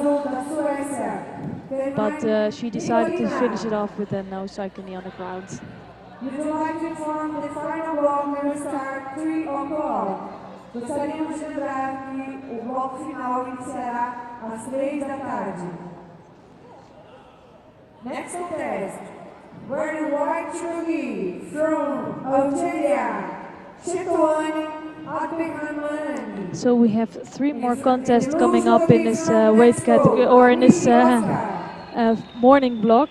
It's 2 for the over 90 kilogram category. This contest in the under 70 kilogram category.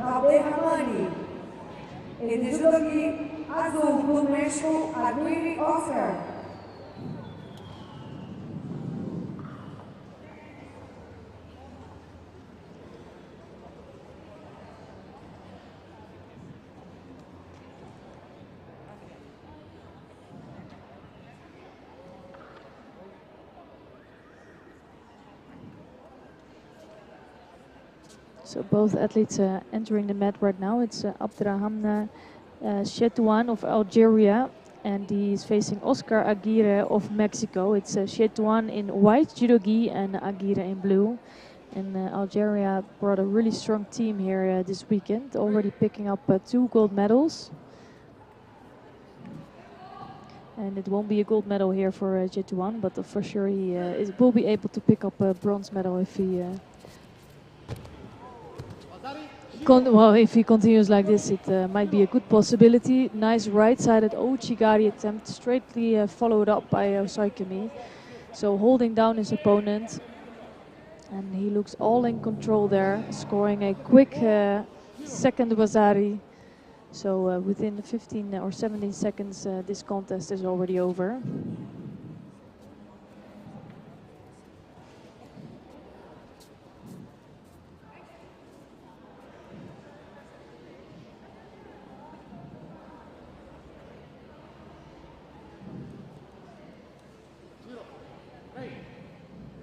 And event 2, the winner is the white judogi from Algeria, Shetoan Aldehamani.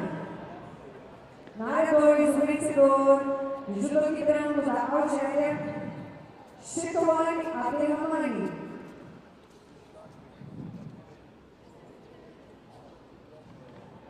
So here you can see nice right-sided Ouchigari, just landing on the side here. But here it was complete control for Chetouan.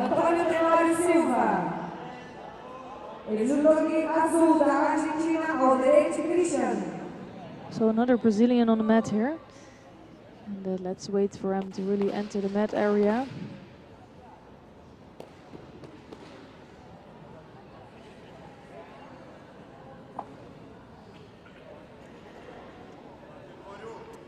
So here on the mat in white judogi is Antonio Silva of Brazil, and he's facing Christian Angel Alderete of Argentina. And it's Silva in white judogi here and Alderete in blue.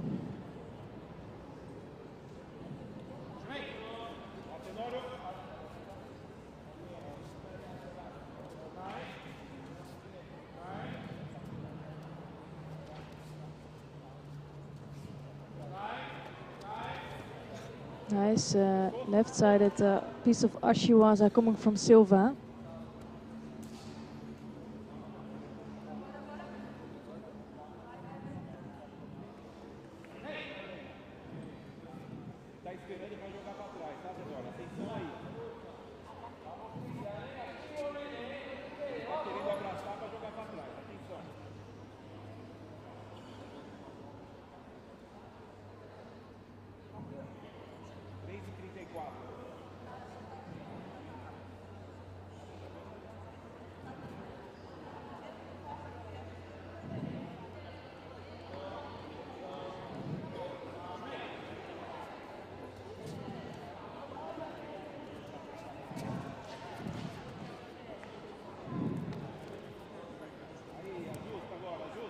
Silva looking really strong here against Alderete. Alderete is having a bit more trouble to come to a good grip and good technique.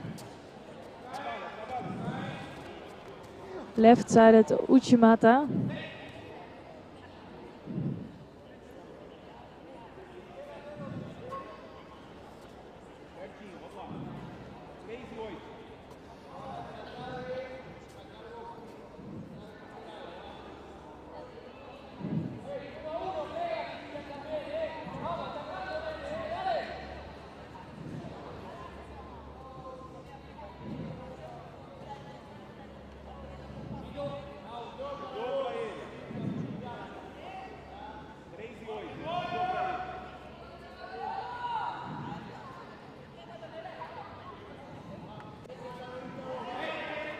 So Antonio Tenorio is one of the, or Silva I mean, is one of the most experienced athletes in the IBSA World Tour.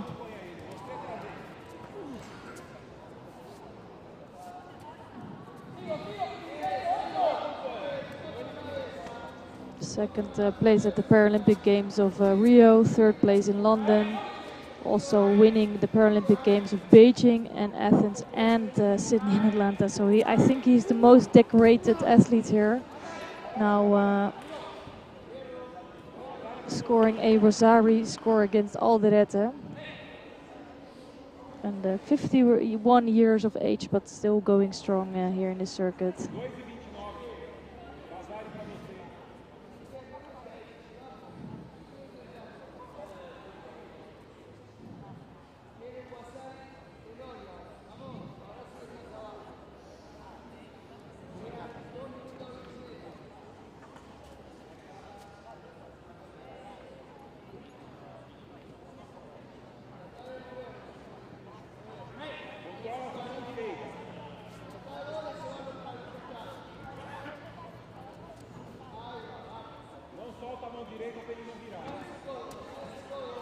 Another piece of Ashiwaza. Silva really trying to move here. Left-sided Sionek just not enough for a score.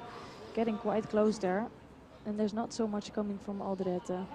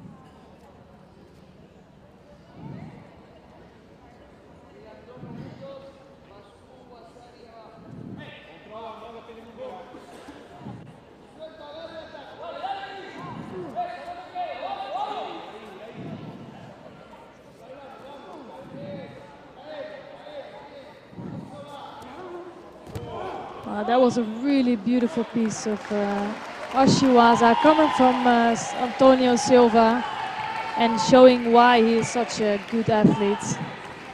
Beautifully done by Antonio Silva.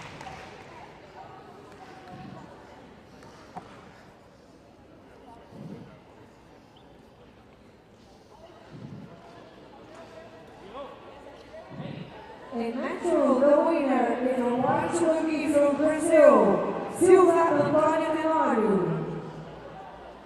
Nadadores, o vencedor do tênis branco do Brasil, Silva Antônio Tenório.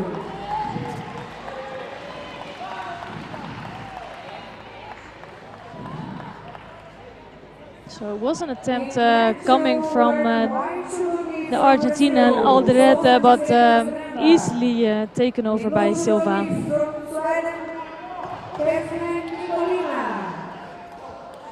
Really nice done with a nice tatsai.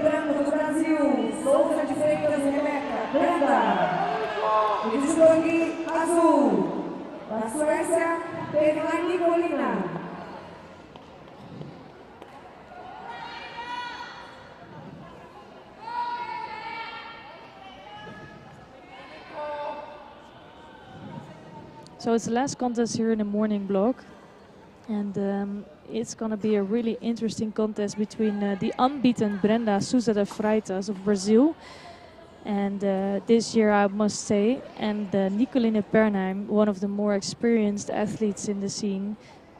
She's coming from Sweden. She's been around for quite a long time now, and fighting here today in her new weight category under 70 kilogram. Really good with her Ashiwaza, with her footwork, and you can see that right away. And nicely done, Pernheim taking down Souza, not on her back, but a good start for Pernheim.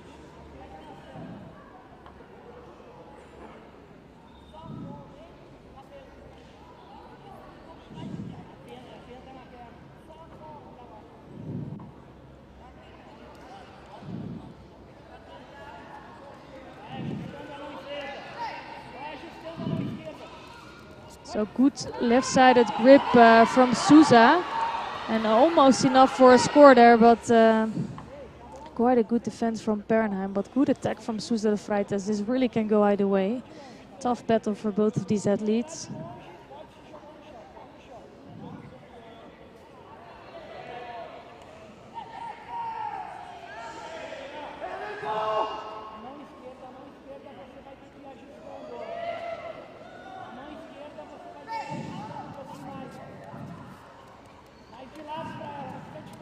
So good left-sided grip from Souza de Freitas, but now almost taken over by Pernheim.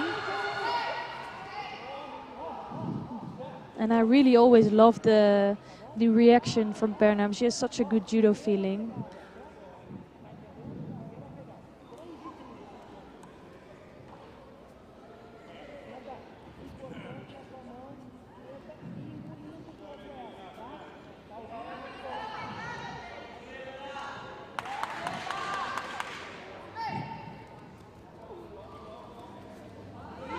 nice right-sided Seonage, but again a good reaction from Bernheim. So no scores yet on the board, and it's been Susa de Vrijtheid that's the one that's attacking, but no scores yet on the board.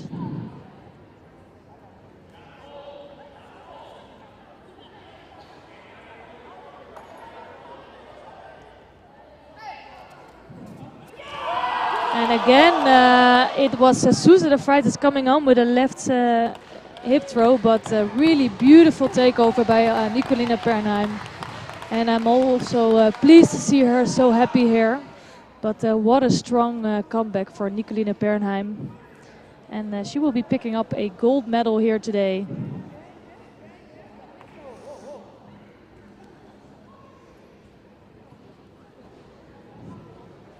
So it's the first loss for Susa de Vrijtheid this year. And she looks a bit disappointed with herself.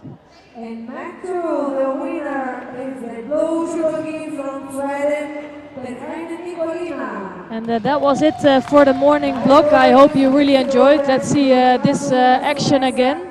Yeah, no chance for Susa de Vrijtheid going flat on her back. Nice reaction from Anna Bernheim. So first some O-uchi or left hip throw attempt, but completely taken over by Anna Bernheim. And I hope you enjoyed all the judo as much as I did this morning. And we will see you back at 3 p.m. For the final block. And I want to thank you for watching and listening this morning.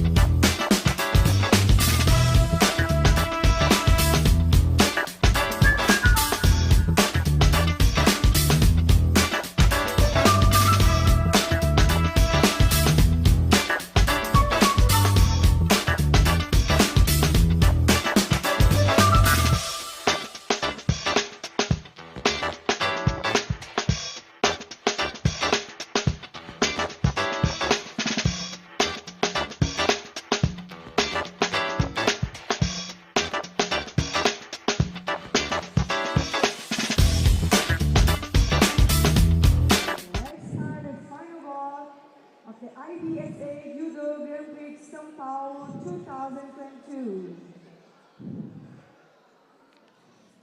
The contest one is a next one. A judogi blue from Netherlands, Net Daniel. And white judogi from Algeria, Chetouan Abdelhamani. Senhoras e senhores, vamos dar início às finais. Na área 1, judogi azul da Holanda, Net Daniel. Yeah, a little bit.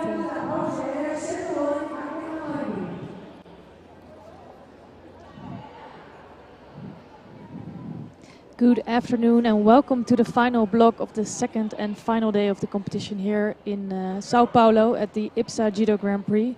It's 3 p.m. here and we're going to start right away with the medal matches for the J1 men of the over 90 kilogram category.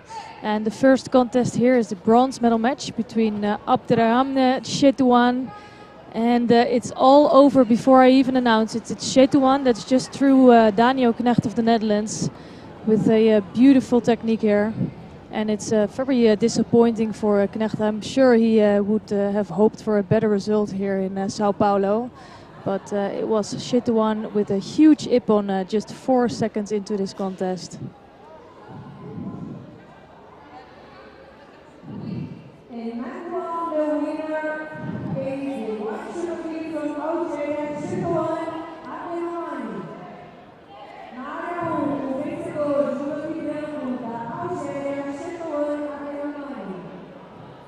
So here you can see it again. Nice ouchigari, and just had a really good grip. I think Daniel Knecht was a little bit too eager there, so going quite over, but giving a lot of space to Chetouan to come in.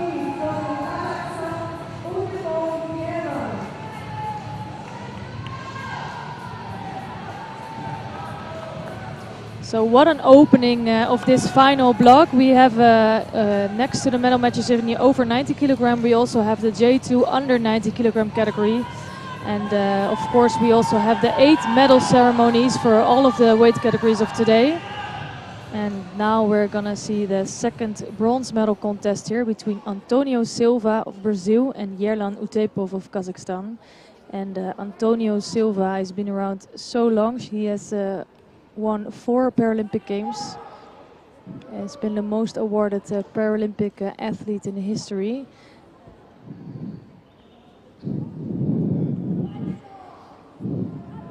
And let's see what he can bring to the table against Utepov.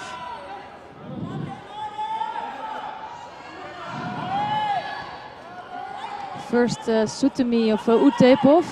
I've seen it a lot from the Kazakh athletes here.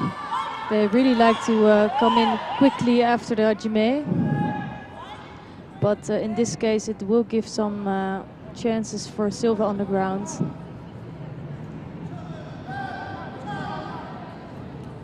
So no scores yet, and first attack in from Utepov.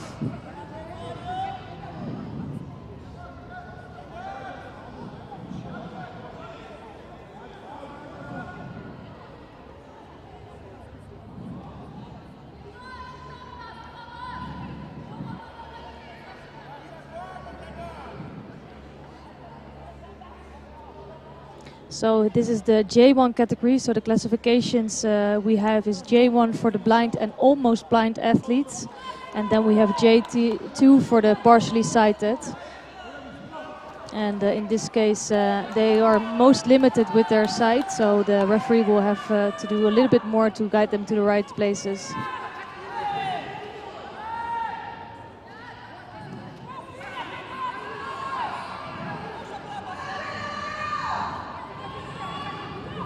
So strong kumikata work from both athletes here.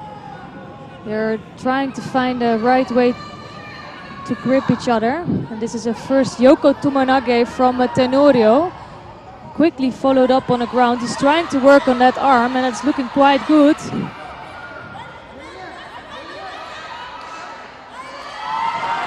And in the end it's Utepov who had to tap out there. Really good work from Silva. He shows why he's so experienced. So already 6 medals in the Paralympic Games, 4 times gold medalist, and still going strong here.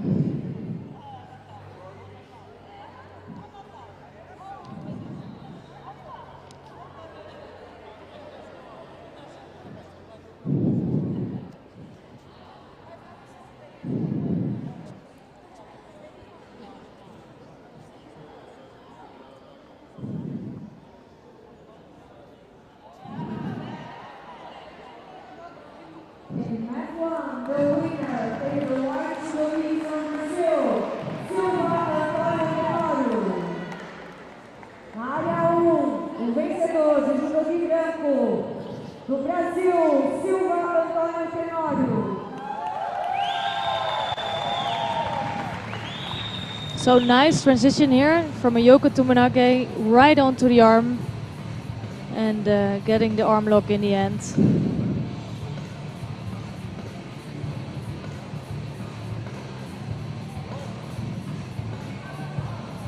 In medal, the white judoka from Brazil, Araújo Williams.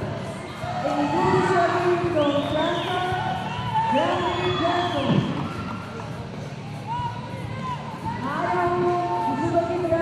So coming on to the mat is another Brazilian, and this is the top favorite here today, #1 seed. And it's the same final we saw in both Antalya and Nur Sultan this year. And here it's featuring Williams Araújo of Brazil in white judogi and Jason Grandry of France in blue. And both previous times it was Araújo who took the win. And I'm really curious to see if Grandry has something more to offer this time and see if he can be a threat to Araújo.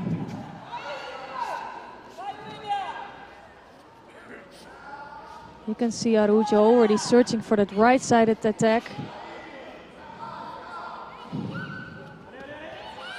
And it was a first Uchimata attempt, but not too strong for an entrance.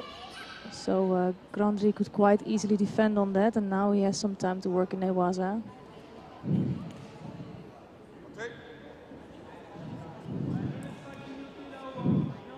So there's not enough progress here, so the referee calls a mate, and both athletes get back to their spot.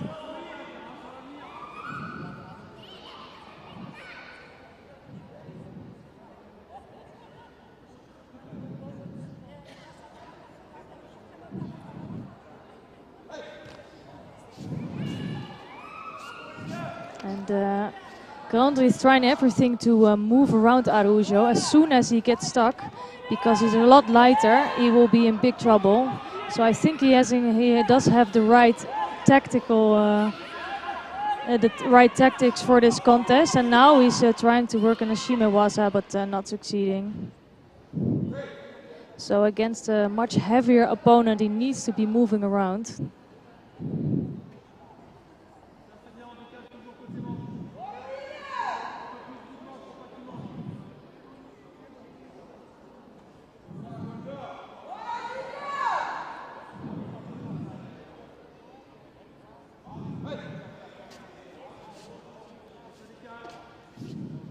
So you will see Grandry trying to move around, trying to not get into this grip of Araújo.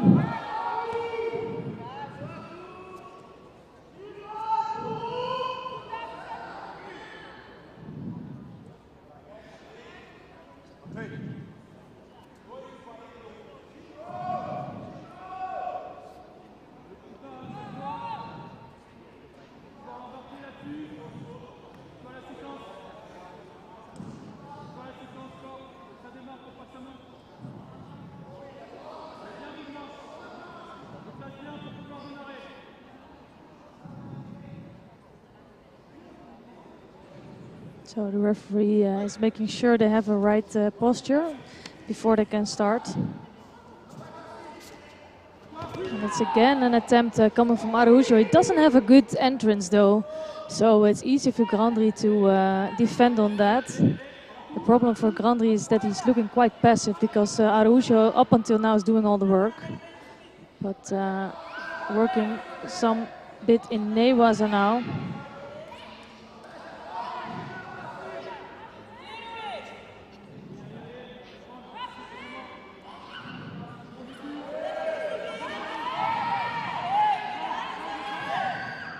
Grand-Prix trying to get Araujo turned. Just no success yet. It's still an even scoreboard. 2 minutes left on the clock. And no penalties given yet, but that might change soon, as Grand-Prix is looking a little bit passive in this contest.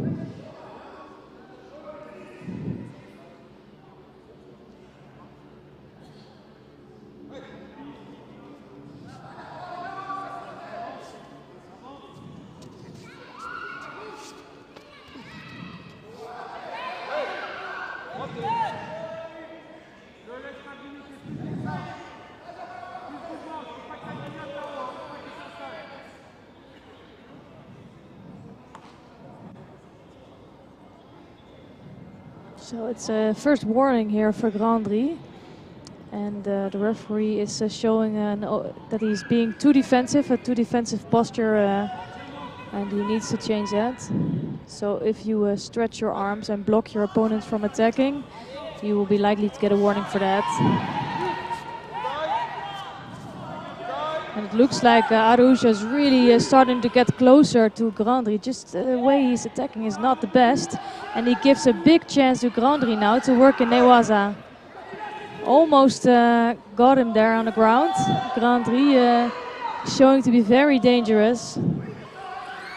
So it's Araujo all over Grand-Prix in Tachiwaza, but in Newaza it's Grand-Prix who's being more dangerous in this contest.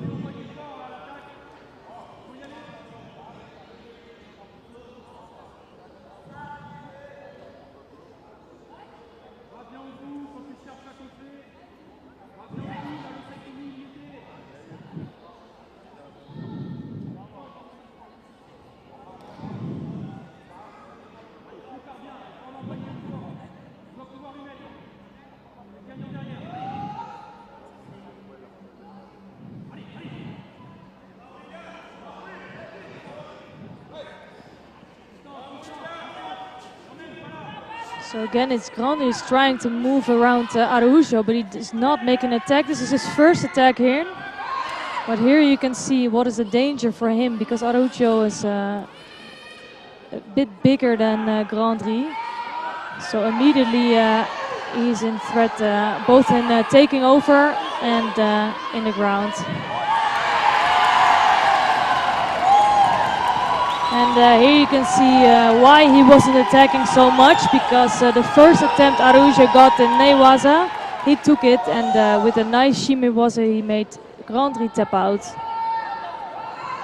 And it's the third gold medal for Araujo this year already.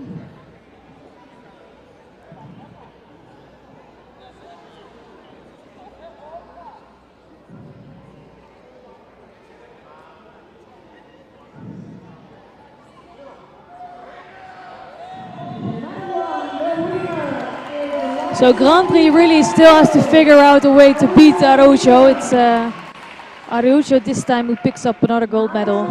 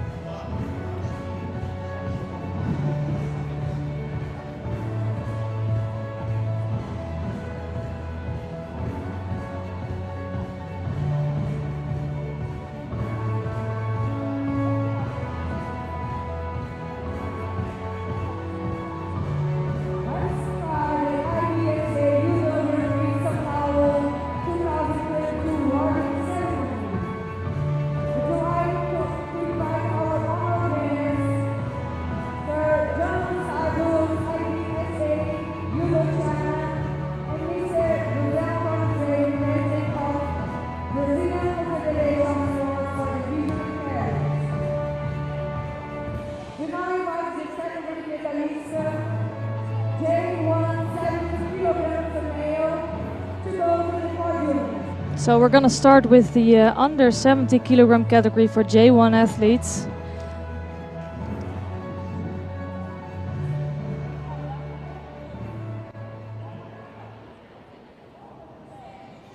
Please, Mr. Llanos, give him the medal.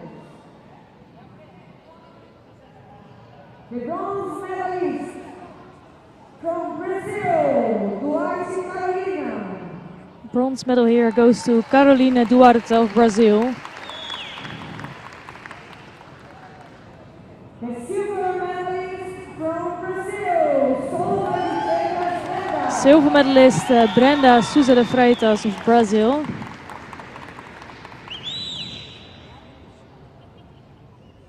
And the gold medalist from Sweden, Nicolina. And gold medalist here today is Nicolina Pernheim of Sweden.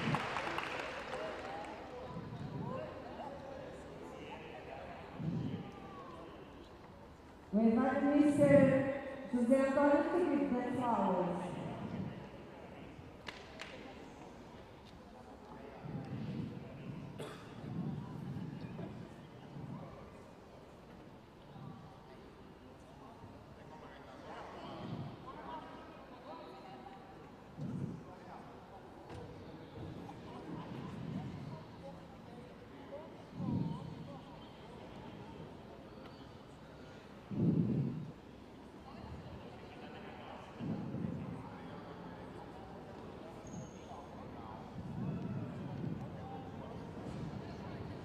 We ask everyone to put themselves in a position of respect for the execution of the Sweden national anthem.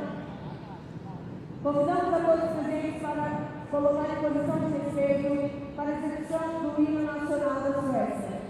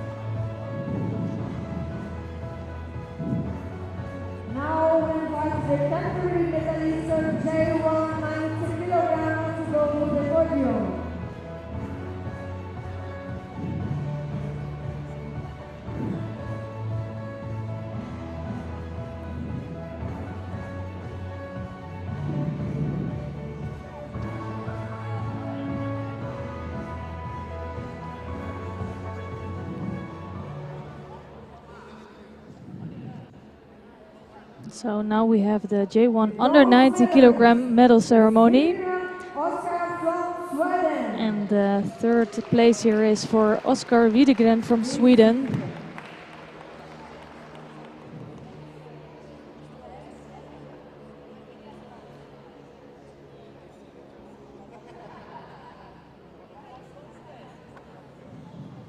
The silver medalist is Bayuzan from Kazakhstan. Silver medal here goes to Bayurzhan Ashtambekov of Kazakhstan.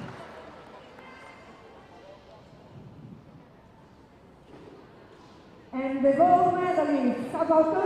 gold medalist Arthur Cavalcante da Silva of Brazil.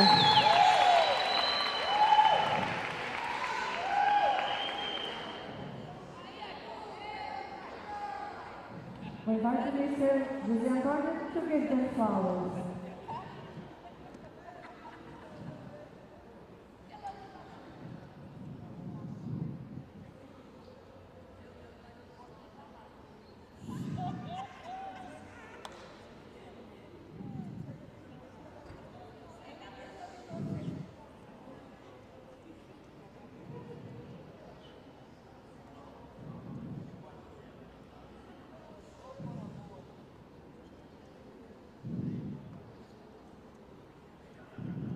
We ask everyone to put themselves in a position of respect for the execution of the Brazilian national anthem.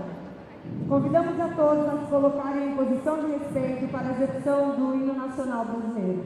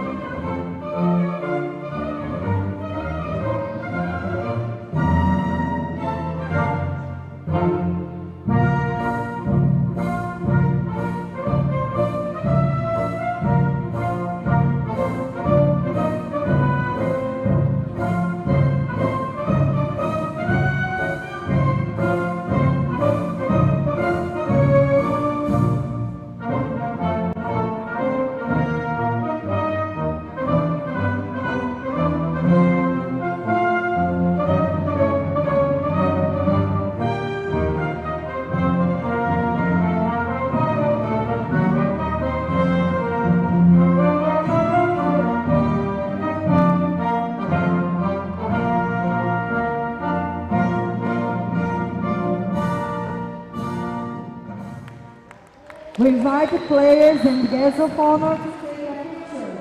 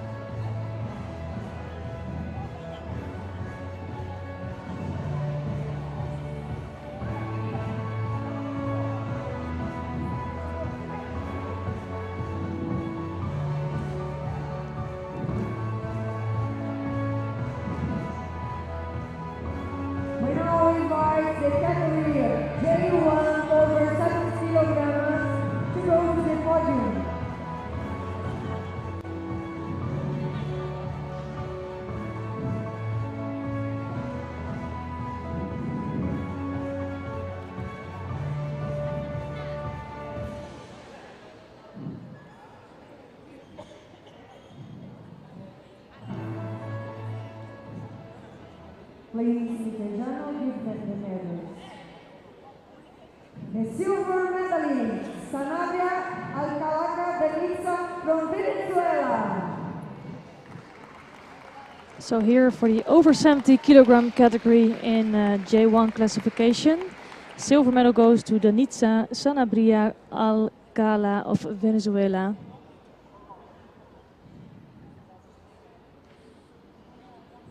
The gold medalist, Zoaga Erika from Brazil.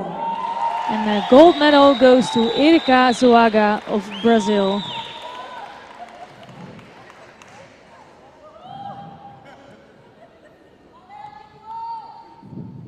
We invite Mr. Giuseppe to give them flowers.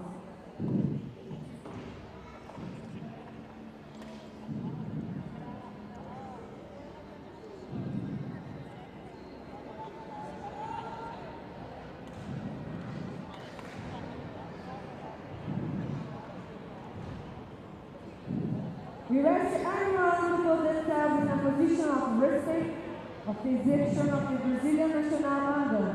Convidamos a todos a se colocarem em posição de respeito para a execução do hino nacional brasileiro.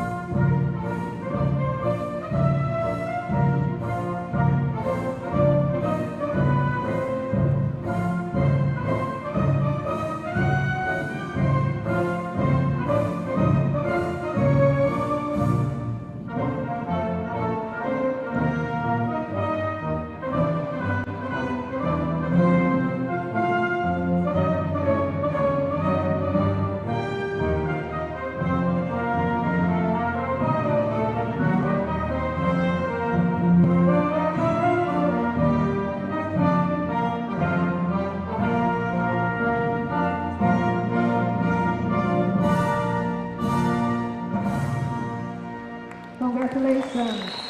We invite players and guests of honor to take a picture.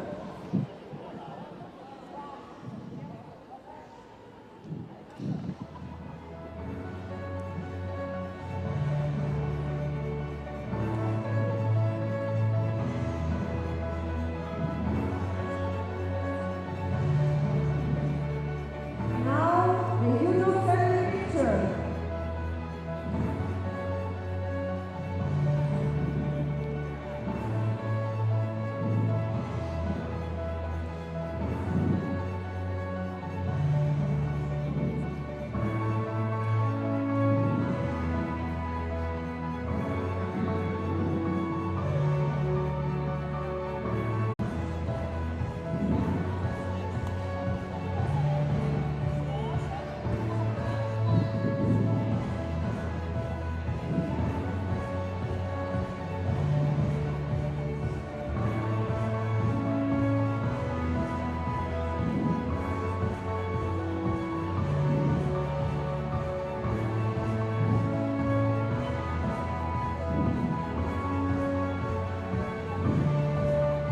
We now invite the category medalist J1 over 90 kilograms to go to the podium.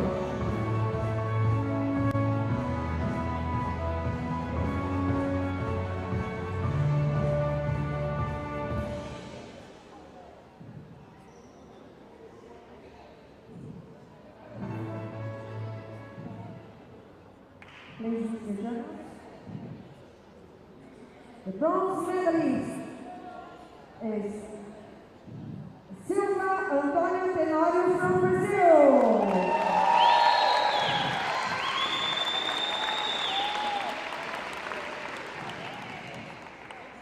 The bronze medalist So here we have in a J1 plus 90 kilogram category the medals for Antonio Silva for Brazil and Abdurrahman Chetouane of Algeria. They both pick up a bronze medal. Silver medalist here is Jason Grandry of France.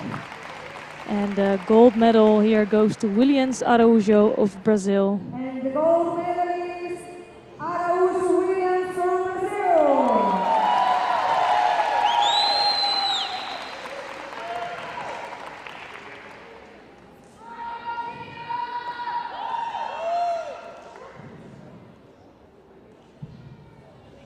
We welcome Mr. José Antonio to give them flowers.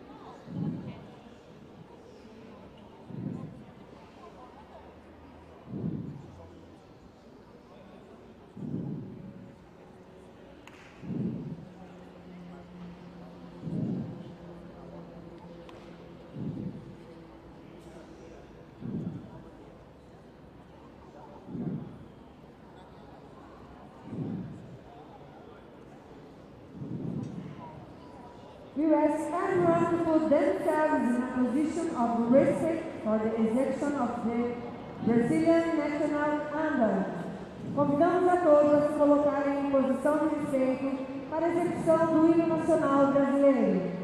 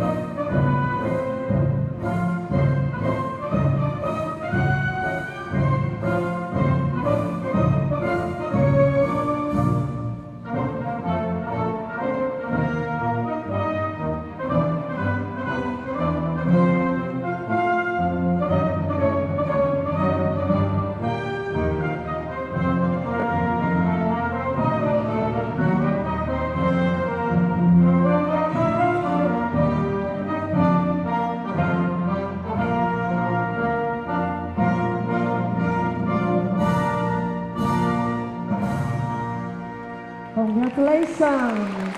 We invite players and guest honor to take a picture.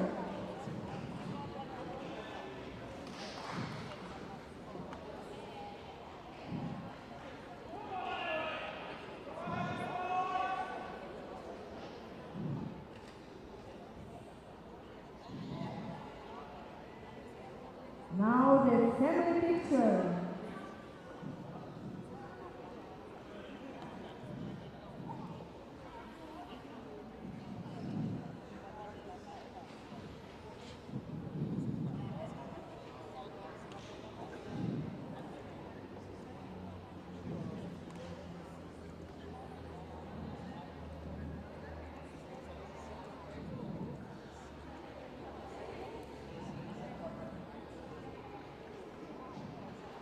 Would you like to thank you for our honored guests for the awarding ceremony?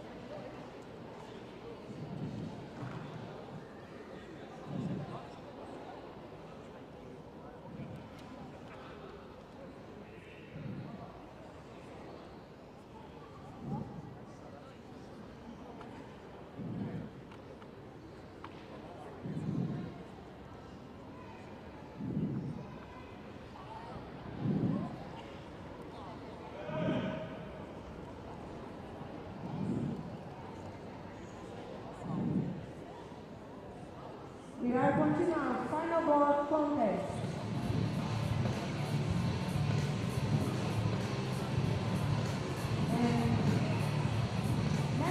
So we have one more weight category to bring to you here in the medal matches.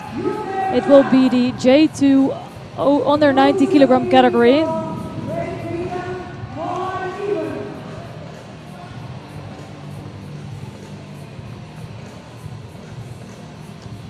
And in this first bronze medal contest, we're seeing Jacques Joubert of South Africa, and he's facing Evan Malloy of Great Britain.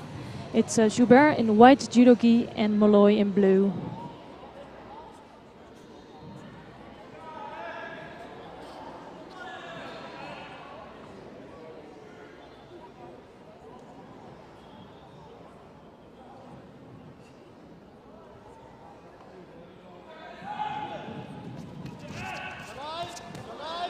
So nice first movement coming from Malloy. Quick attack. He's always really quick on his feet, really eager to make attacks, and you see that here in this contest right away. But good defense of Joubert.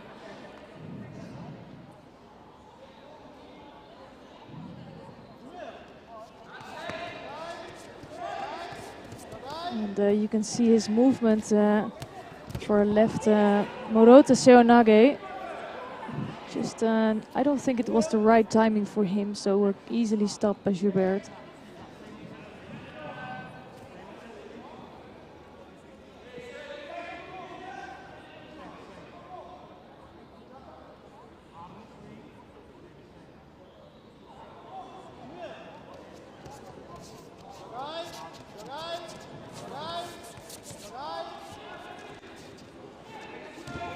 So another attempt coming from Malloy, making Joubert looking a little bit passive. It's his turn to really make an attack, otherwise he will pick up a penalty for passivity.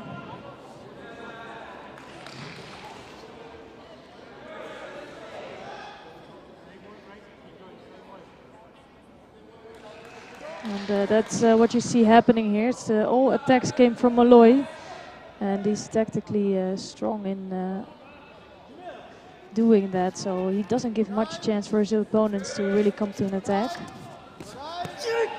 It's another good effort coming from Malloy.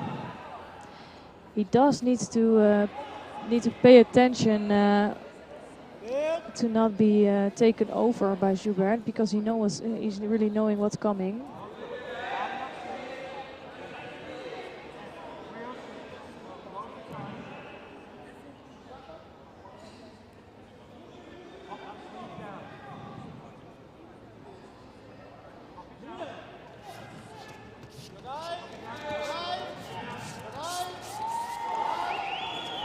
So Joubert, this is his first attack. Nice right-sided Uchimata.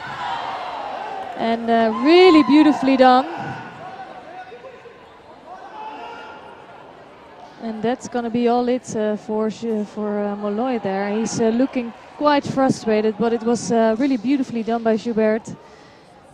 First he came in with an Uchimata, then almost being taken over by Malloy, but just enough control to end up on top of Malloy.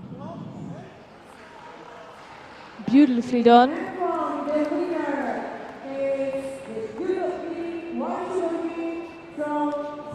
And it's really nice to see some of the other nations also start to win medals. Joubert of South Africa is not new to the scene, but not always ending up with medals, so it's a really good performance for him here in Sao Paulo. And also you could see even the transition, so if it wasn't an Epon score, he had a quick transition to Newaza. So you see here the attempt of Malloy to take over Joubert, but just not enough leverage there. And you see with the right feet of Joubert, it made him control his opponent.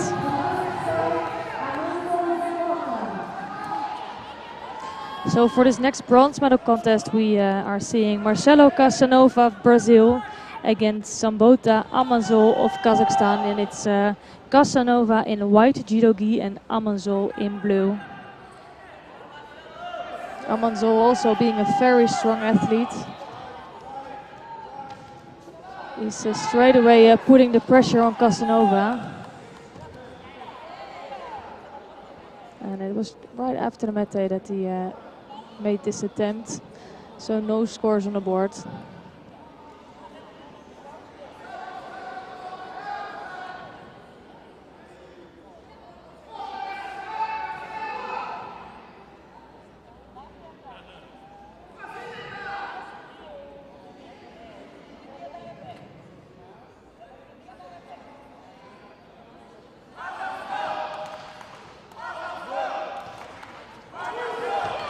So another straight-in attempt from Amazol, just not close enough to his opponent, so no threat there for Casanova, but another attempt in for Amazol.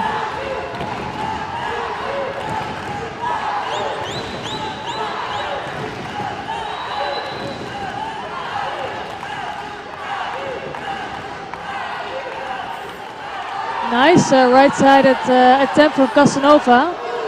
And bringing a big threat to Amazol. I felt like Amazol really wanted to take over Casanova here, but good work from Casanova.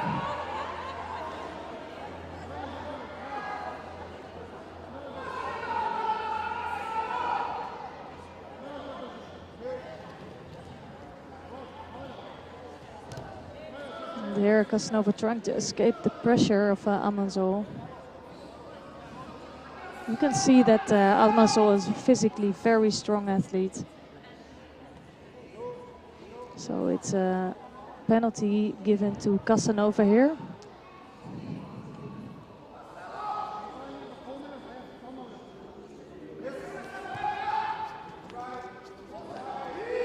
And it's another really strong attempt by Casanova, almost throwing over Amazol with the right Makikomi movement. And once he's in there, he's really dangerous with that.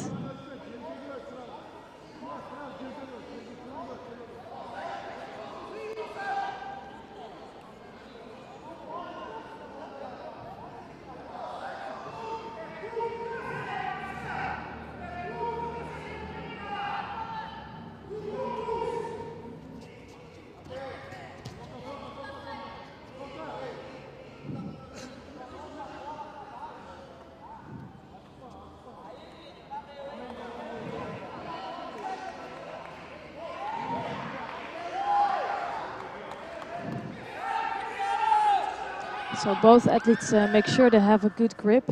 First the lapel and then the sleeve. And they must have a grip all the time. So you can only lose one of the two hands with an attack. So really quick attacker from Amazol right after the Hajime. But again, a good reaction from Casanova. So this is a little bit different than in IGF Judo. So the grip must be on all the time. And this makes it a lot more, well, taking a lot more energy basically, because you have so much pressure on all the time. And your opponent is immediately quite close to you.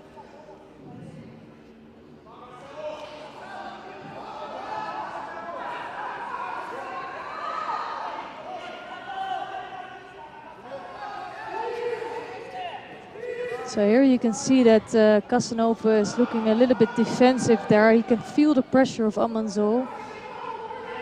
So straight after the Hajime, Amazol is putting all the pressure of his kumikato on Casanova, and the only thing Casanova can do is really defend on that, and that's why he's picking up another penalty here.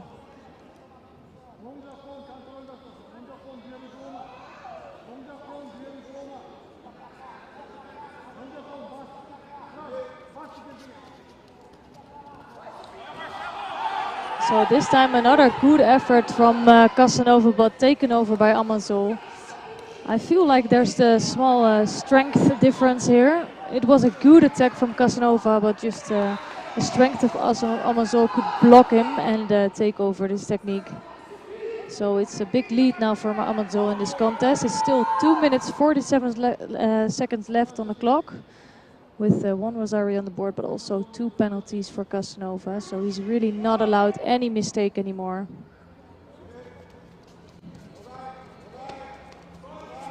So this is actually a gripping mistake. He looks really defensive now.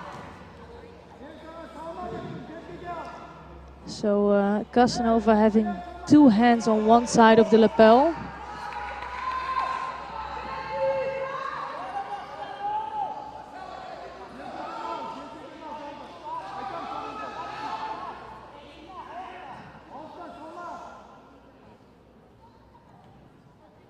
And you can see it even in the posture of Casanova now. Before the mate, he's not allowed to do that, so the referee will make sure he's upright.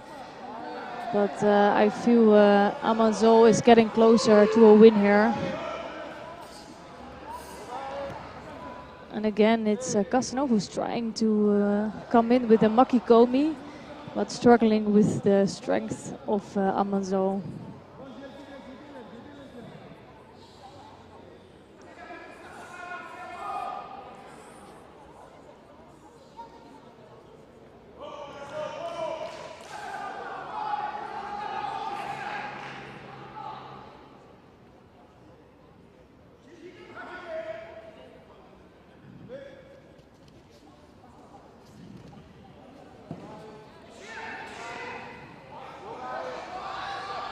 So again, it's Amanzol with his right-sided grip. He's putting all the pressure on Casanova. He does need to try to attack now. And he does it now. But it is really hard to attack if you know your opponent is doing everything to defend on that posture.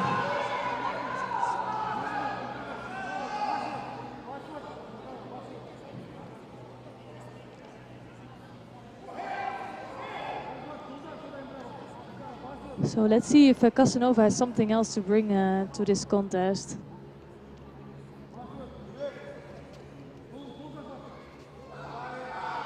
And as you can see, for Amanzol, it's really hard because Casanova is bended over so much.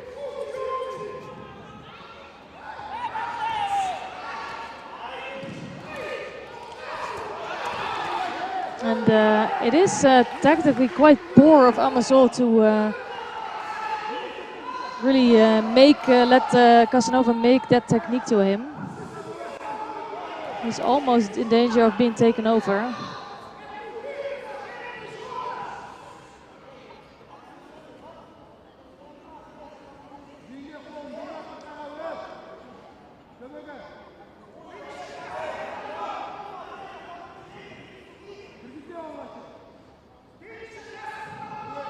So again, a strong right-sided grip, and it is Amanzol now that's taking Casanova backwards with a nice Wazari score. I think it's just the physical strength that got him this win.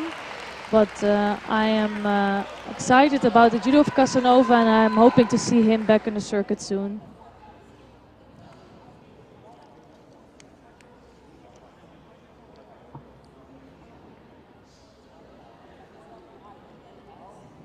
In the match one, the winner is the gold judogi from Kazakhstan, Anatol Tambota.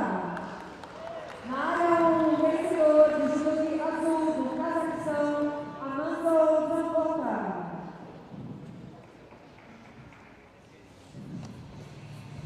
Now, the final contest. White judogi from USA, Golden Benjamin. In blue judogi from France, Lachumania Elio. Agora a disputa final. De judo híbrido, os Estados Unidos, Golden Benjamin. So we have the gold medal contest coming up of the under 90 kilogram category for J2 athletes, with two experienced athletes from this world tour. It's Benjamin Goodrich of United States of America facing Helios Lachumania of France. It's Goodrich in white judogi and Lachumania in blue.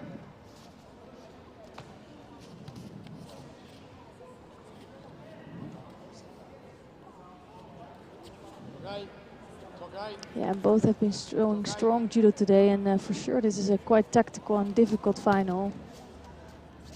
Goodrich losing some weight before he was in another weight category, but he decided to be in a 90 kilogram category since the 100 is not there anymore. Nice left-sided Moroto Seonage from Latsumania, and he opens up the attacks in this contest.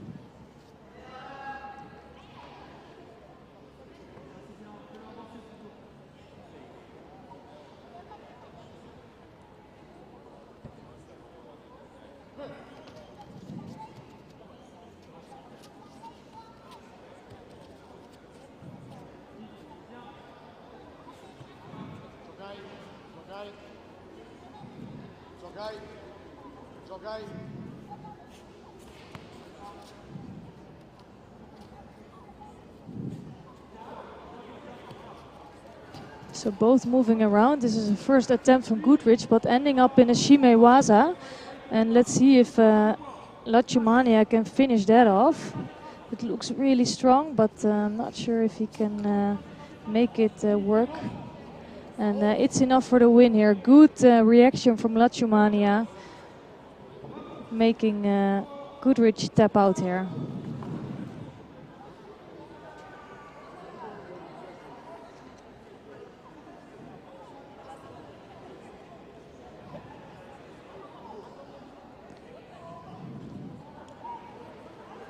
So I wish I could have seen this final take some more minutes, because I really like these two athletes compete here today. But it's Latsumania who finished it off quickly, picking up a gold medal here today.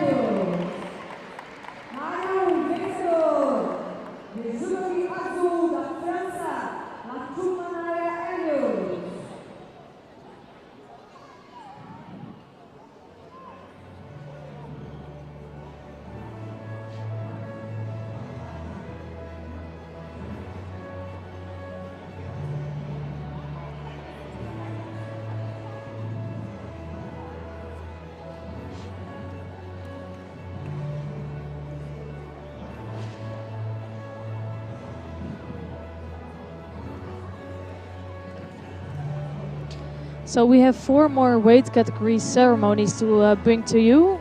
And I already want to thank you for watching. It's been an absolute joy to watch the judo this weekend here. The level was so high here in Sao Paulo, and I want to thank you so much for being here with me this weekend. And of course, I hope to see you at one of the next tournaments. So of course, we still have the World Championships coming up this year. And yeah, I think this weekend showed that the changing of the categories to J1 and J2 has been a really good decision by the IBSA and IGF staff, and hopefully we will see some good judo later this year. Thank you so much for watching.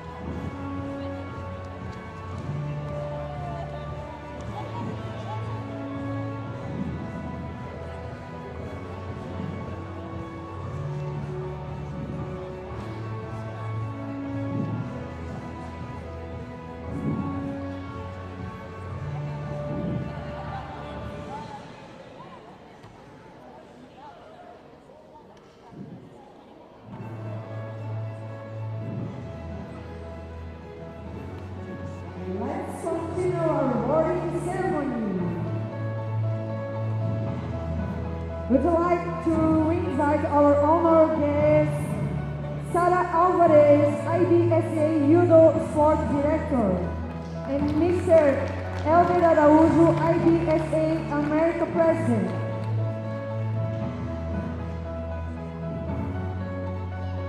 And now we invite the category medalist J2, 70 kilograms, to go to the podium. So here we have the medal ceremony of the J2 under 70 kilogram category.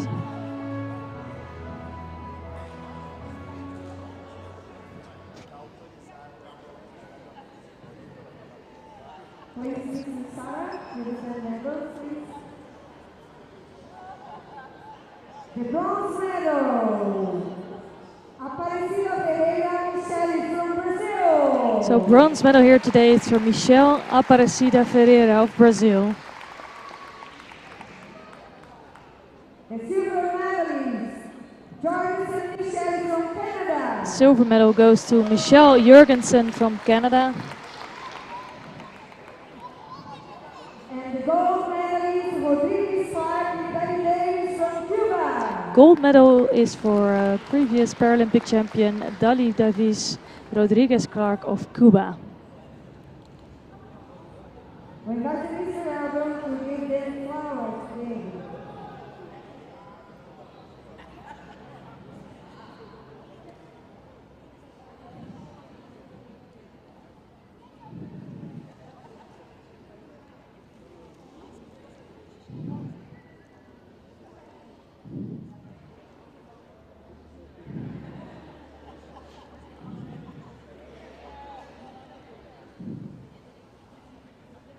And now we ask everyone to put themselves in a position of respect for the execution of the Cuban national anthem. Convidamos a todos a se colocarem em posição de respeito para a execução do hino nacional de Cuba.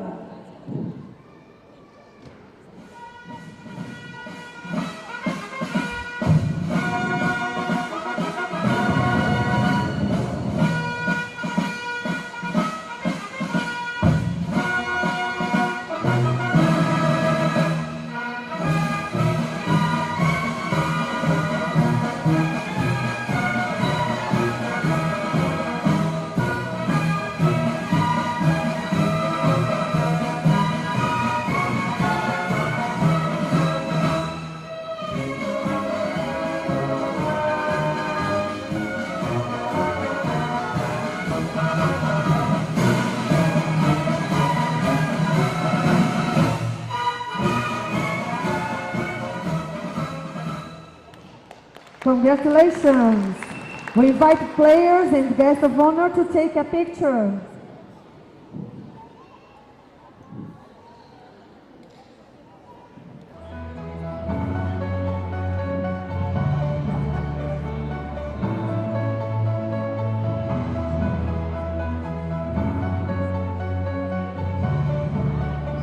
And now, the judo family picture.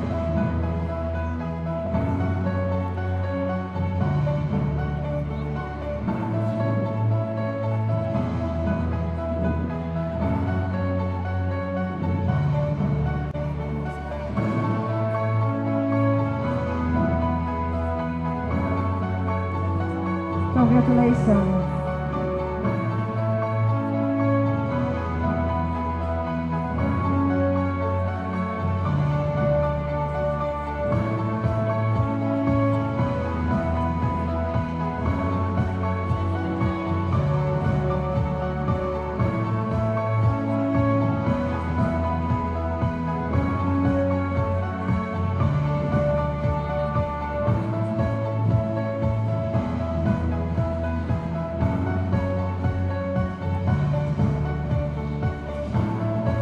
Would you like to invite the category medalist J2 90 kilograms to go to the podium?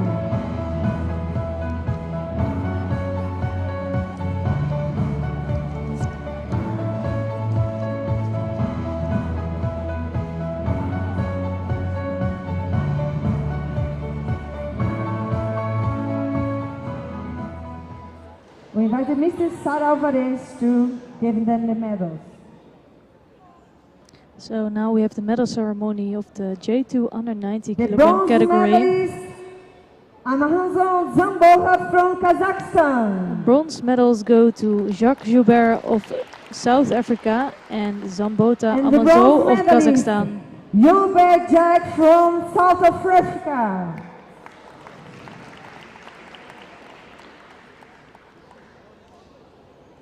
The silver medalist, Goldrick Benjamin from USA.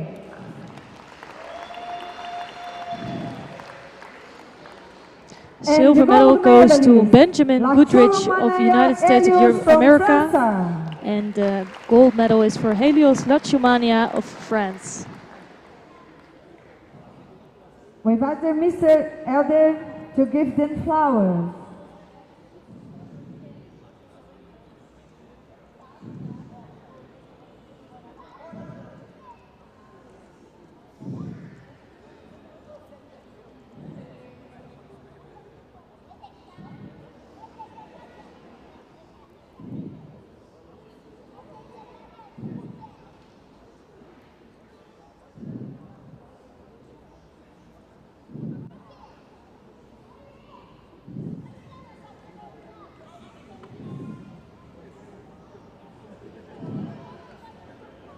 And now we ask everyone to put themselves in a position of respect to execution of the France National Anthem. Convidamos a todos a se colocarem em pé para a execução do hino nacional da França.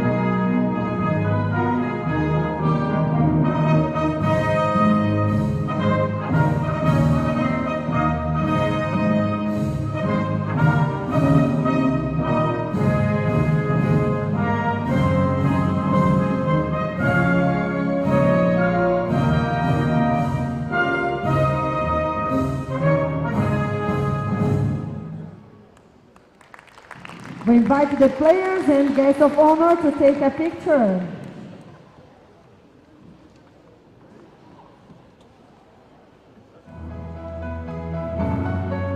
Not yet family picture. First the picture. So.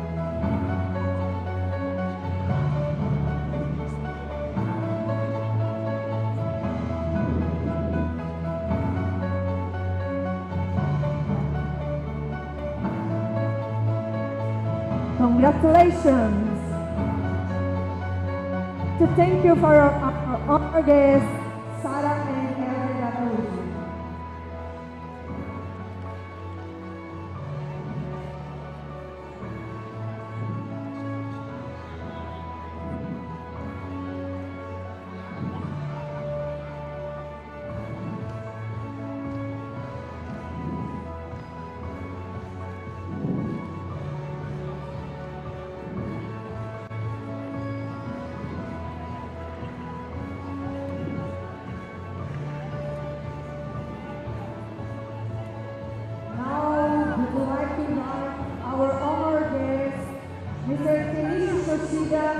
IBSA Judo Referee Director, and Mr. Elder Araújo, IBSA America President, who are the others.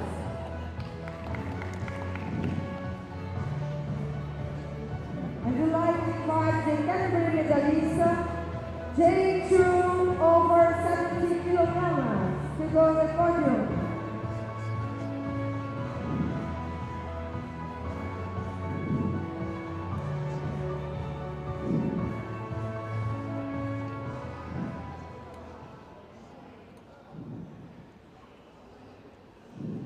Please, Mr. Soshida, give them the medal.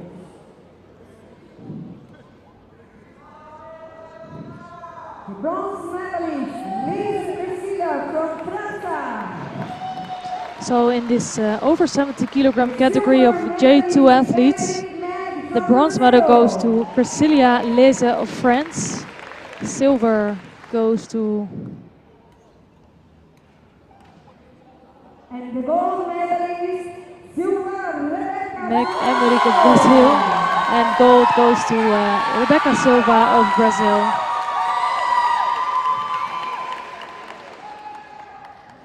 Would you like to invite Mr. Elder to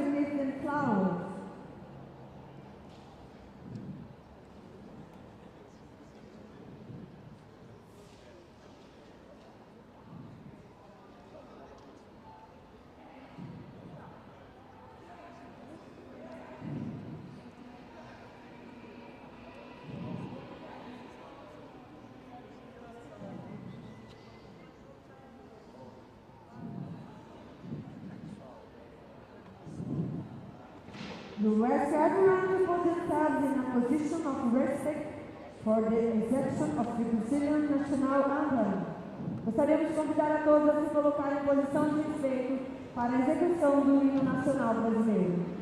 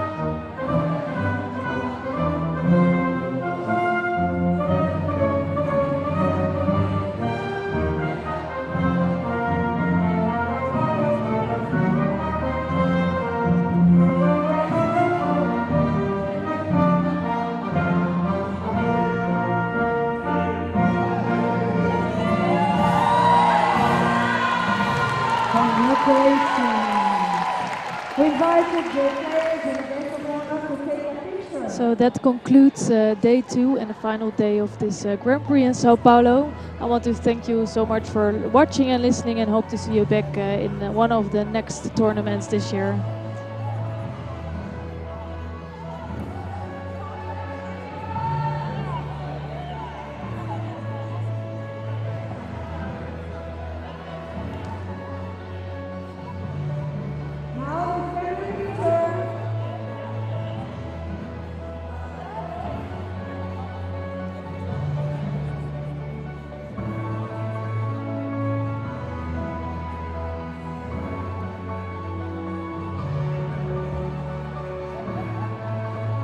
Congratulations, thank you for honor guests.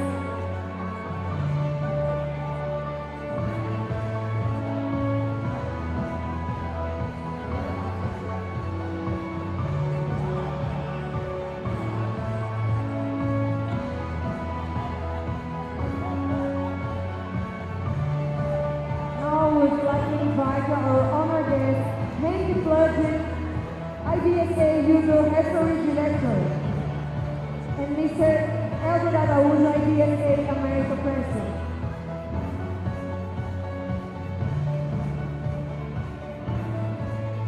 And we invite the category J2 over 90 kilograms to go to the podium.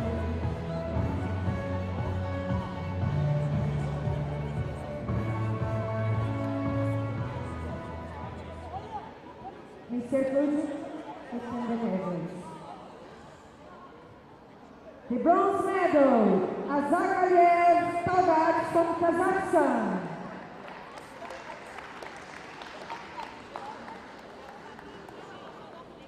The silver medalist, Hodson Jack from Great Britain.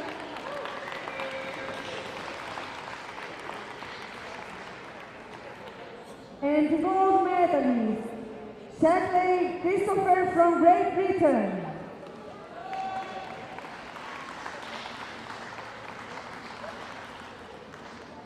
We invite Mr. Elder to give him flowers.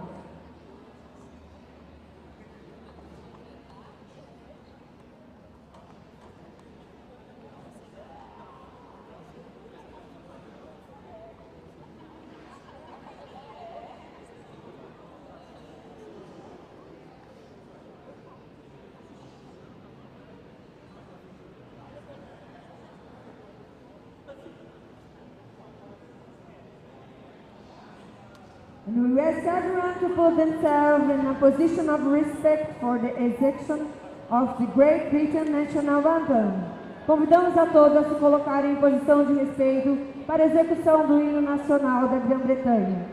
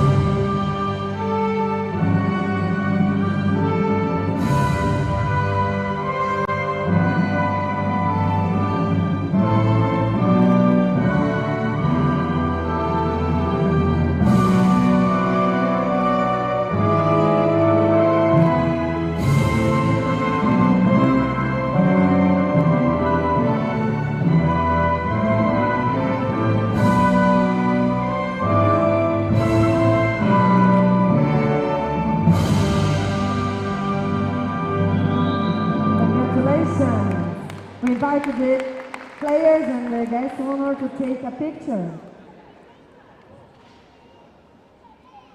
Not a family picture yet.